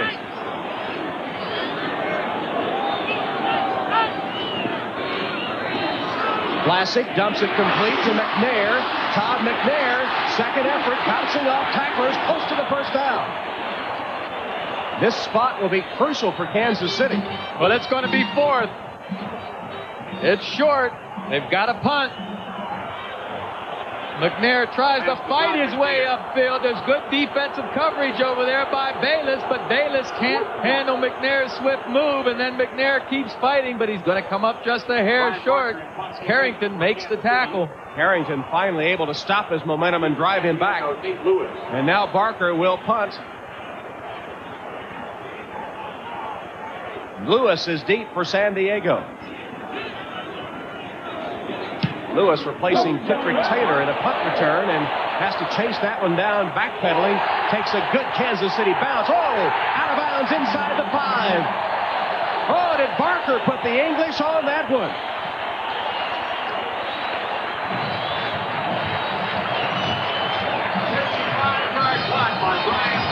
Well, I guess 57 yards, Joe. I know he and his wife are thrilled with that new little boy, and I bet his wife's feeling even better when she sees her husband perform like this. Look at this punt. Beautiful.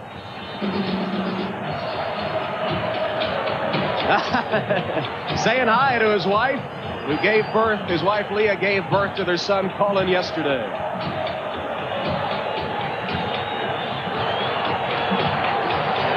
So now the Chargers very poor field position as they take over their first possession of overtime.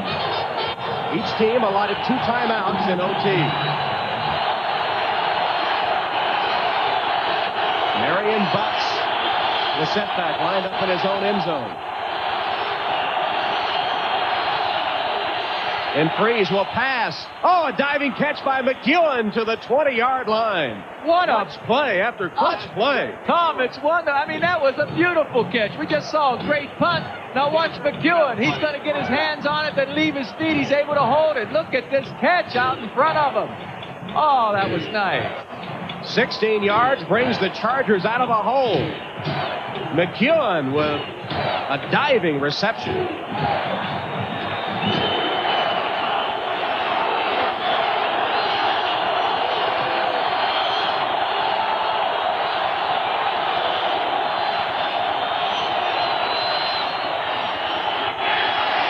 Freeze. And again, complete. Pass over on the sideline to Nate Lewis. Nate Lewis has a first down at the Charger 35-yard line. Nate Lewis has had a big day. That was a big-time pass. Freeze is throwing from this hash mark all the way across the field into what wind is blowing in that direction, and look where he put it, right on target. Well, Freeze has his family watching on satellite up at T.W. Fisher's Pub in Coeur d'Alene, Idaho. They have to be enjoying his performance today. He's passed for 208 yards, hit 19 of 34.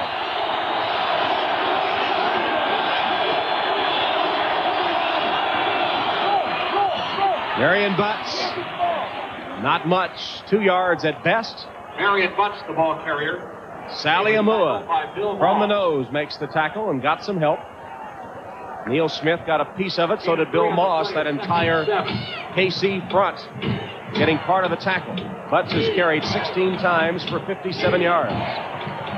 these overtime periods, you've got to wonder which team's going to get tired. I think the way the weather is, San Diego's been blessed not having to come in here with a foul day, and you got to wonder when the Chiefs' defense might start to weaken.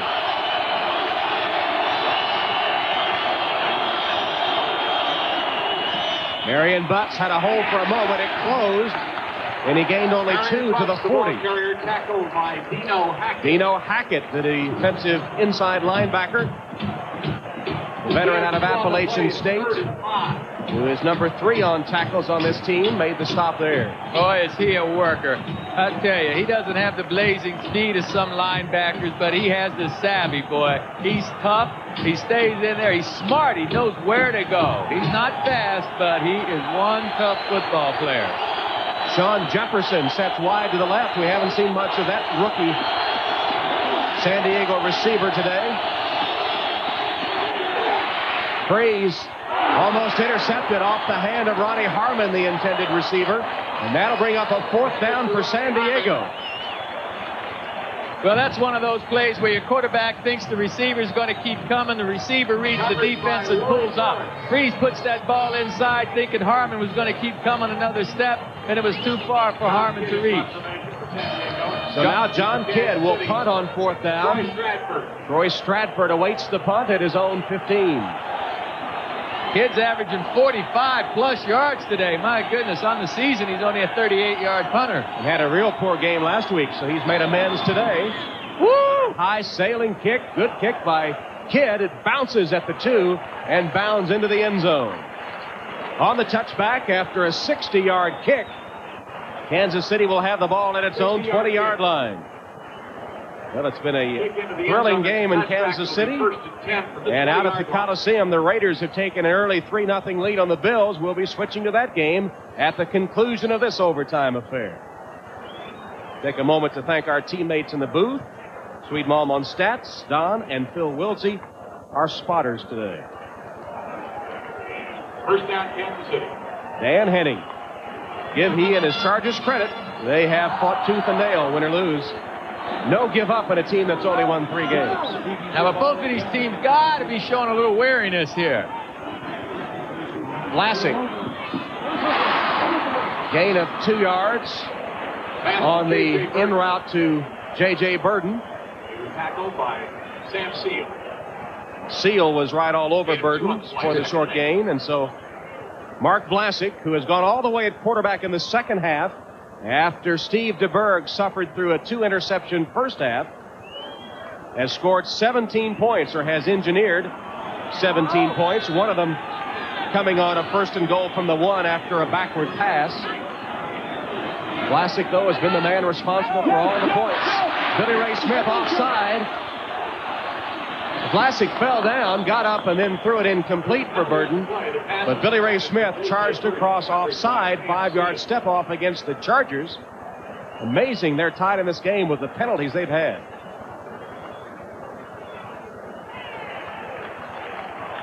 You see, offside penalties by defensive linemen, outside linebackers, they puzzle me. I mean, they're supposed to know.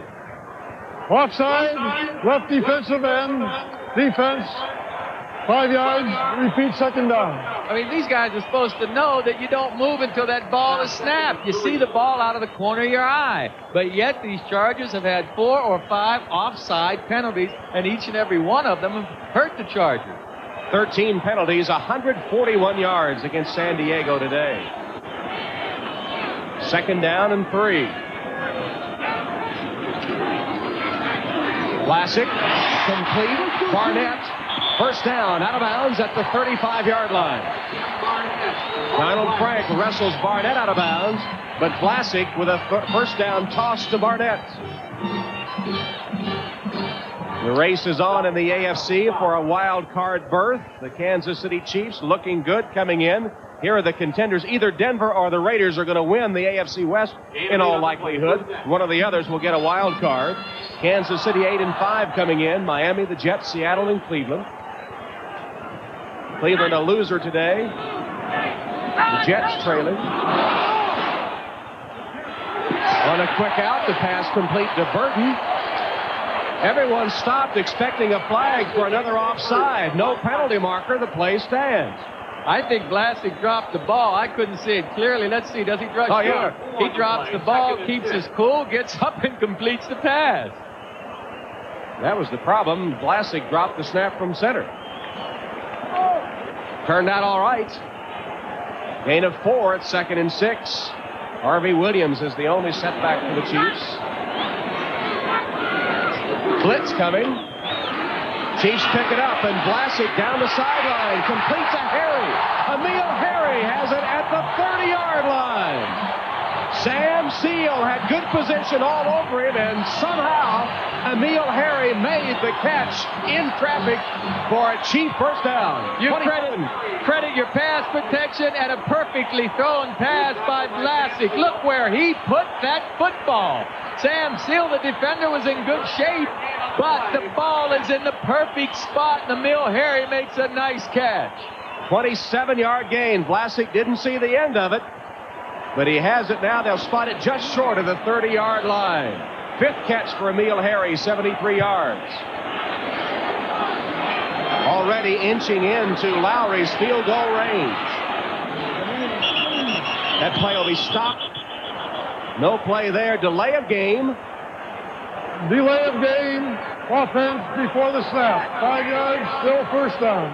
And now perhaps not in Lowry's field goal range. Well, you know what happens when you have a big gainer like that. Those officials set that ball. If they set it quickly and start the clock, heck, your team hasn't gotten downfield fast enough. You hadn't gotten the play in, and that's why the Chiefs just got this 5-yard penalty, because of that big gainer. Marty Schottenheimer went to his relief pitcher, Mark Vlasic, at halftime. It's gone all the way. Tie game in overtime. Still 7:10 on the clock for the OT. Chiefs looking for the win. 1st and 15 play. A handoff to Barry Word. 2-yard gain inside the 35. Gary Plummer with a tackle.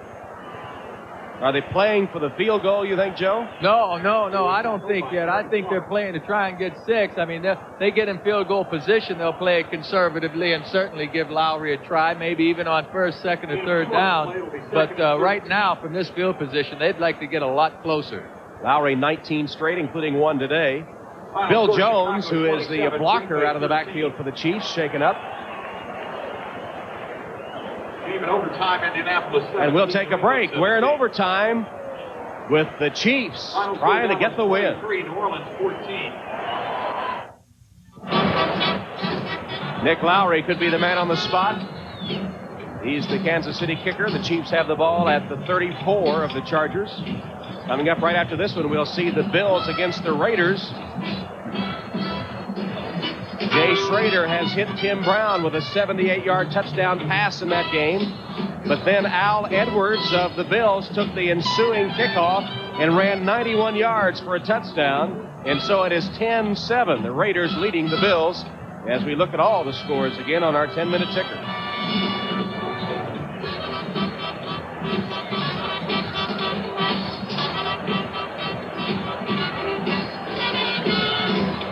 Detroit putting a crimp in the Jets' playoff hopes. Atlanta's been playing very well lately. Some clutch plays. Seattle's keeping their hopes alive up there. Faint but alive. Jones limping off the field. Here at Arrowhead, we're tied at 17, 6:43 left in overtime. 2nd and 13 coming up for the Chiefs from the 34. You know, Vlasic at this point is probably going to throw a pass. What he doesn't want to do is take a loss, because even from this field position, that man right there, Lowry, can get it through. But if Vlasic takes a 7 or 8 yard loss while attempting to pass, it's going to put extra pressure on Lowry. Barry Word, the lone setback.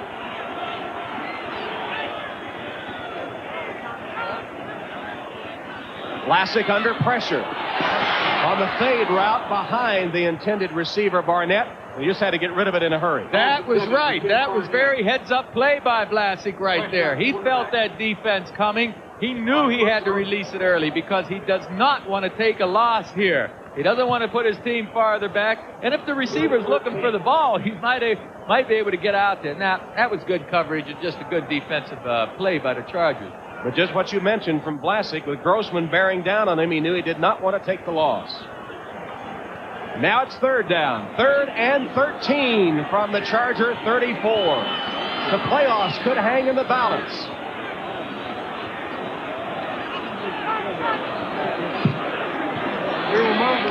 Pass complete. Perry still on his feet. Inside the 20. Penalty marker down. Flag on the play.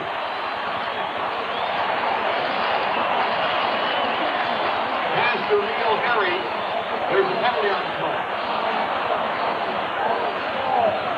play. It'll be called back. Illegal motion. One of the wideouts started in motion, then got set, and I don't think he was set long enough. It was Thomas, Rob Thomas. Illegal motion, number 88, offense, 5 yards, repeat, third down. Well, it was Burden they called it on. J.J. Burden, illegal motion.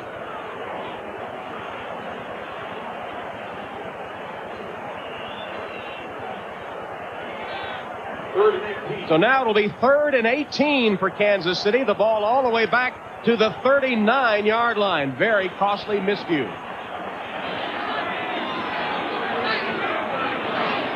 They need a completion to get in field goal range. Quick pass, almost intercepted. It'll be 4th down. Pass incomplete. Pressure on the quarterback. Stanley Richard coming on the safety blitz. Forced Vlasic to get rid of it. Intended for Burden, no good. And now the punt team comes on.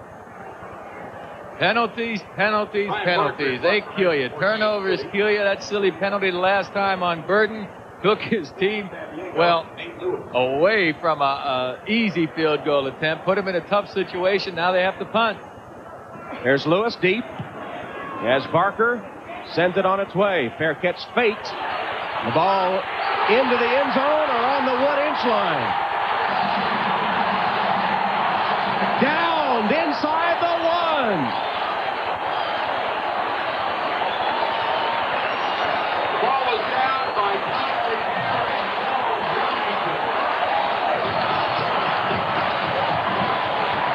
Charles Washington with a great job of downing the ball. And Trace, well, 48, looky who's back in there. Is that McNair is able to hit the ball back. Now, a little help from his friend. Oh, that's close. Oh, man. Can't get any closer than that. Final score from New England. The Patriots, trailing most of the game, pull out a 23-17 victory in OT over the Colts. What do you do here, Tom? Oh, man. I know what. I got an idea. Yeah. Throw it. I knew you'd say that somehow. Throw it. One of the reasons you've never gone into coaching, probably. But why not? You won 3 games. What do you got to lose? I expect you'll see Marion Butts.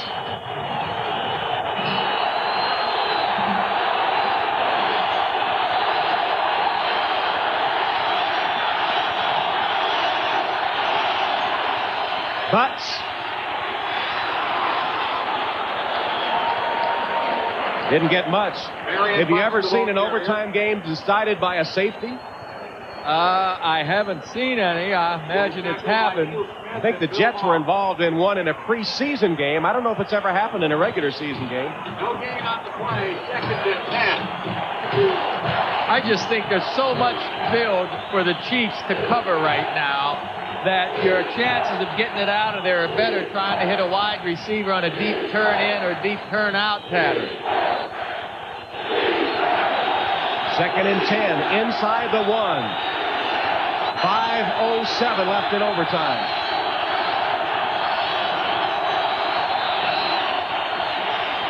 Breeze will pass, but misconnects as McEwen was the intended receiver down the sideline. Good coverage from Kevin Porter. 3rd and 10.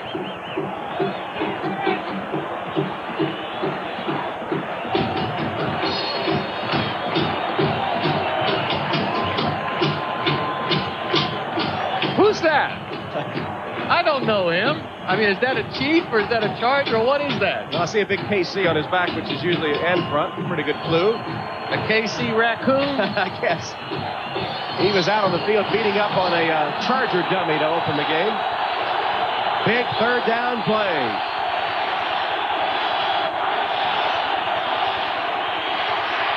Freeze. Tipped and incomplete. Off the hand of Sean Jefferson, the rookie receiver. Freeze paid the penalty. Deron Cherry was covering Jefferson, and now the Chargers must punt deep in their own end zone. That's a play Jefferson needs to make. He's a young receiver. They got him earlier in a trade with Houston. Number 8, he doesn't quite get his hands up. Sure, the ball's a little bit behind him, but he's supposed to catch this pass. He just doesn't get his hands and arms up, turned around enough. You're right, Joe. It was right off his hand. Now the punt. Kidd at the back of his end zone. It's going to be a coverage, no rush.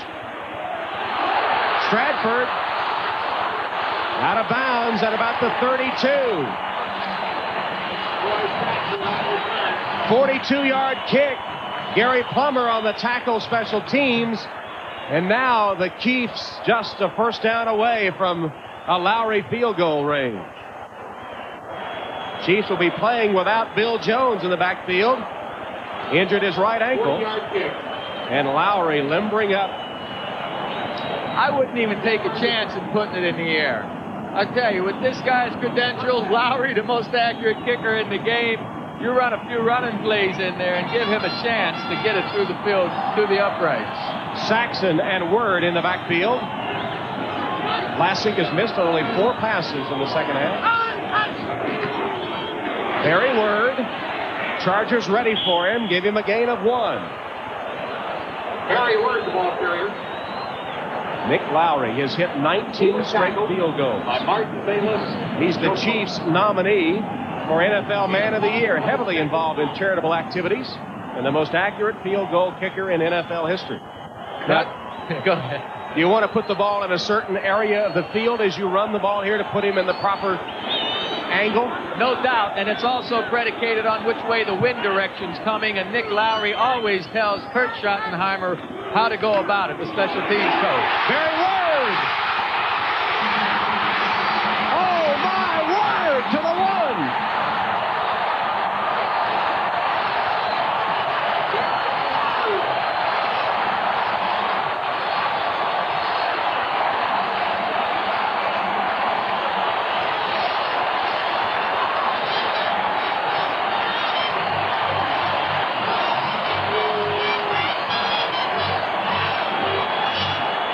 Chiefs take a timeout, knocking on the door of an overtime win.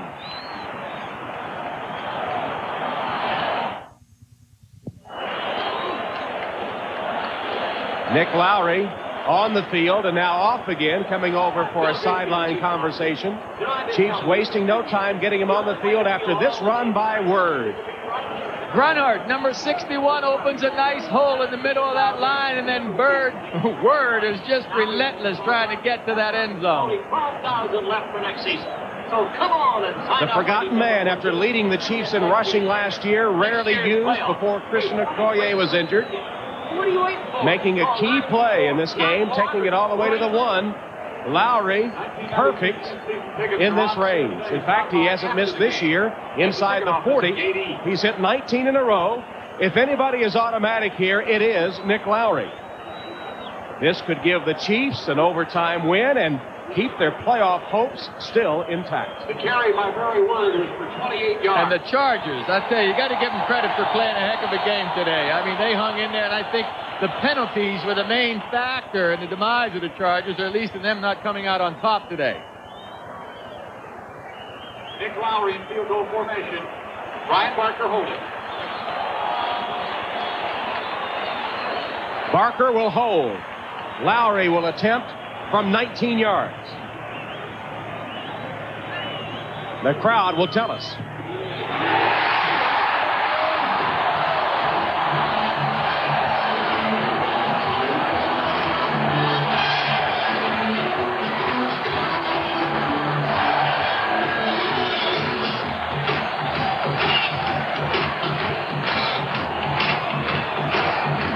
Well, the replay, our Canon camcorder replay of the game, the Barker punt, which was down by Charles Washington at the 1-foot line. McNair and Washington downing the ball. That was the play of the game. And the employee owners of Avis salute our game MVP, Mark Vlasic, who took over at halftime, directed the Chiefs to the win in overtime as the winner of the We Try Harder Award. Avis, the official car rental company of the NFL. Chiefs win at 20-17. Tom Hammond for Joe Namath saying so long after an overtime game in KC. A promotional fee has been paid to NBC by United Airlines. Come fly the friendly skies.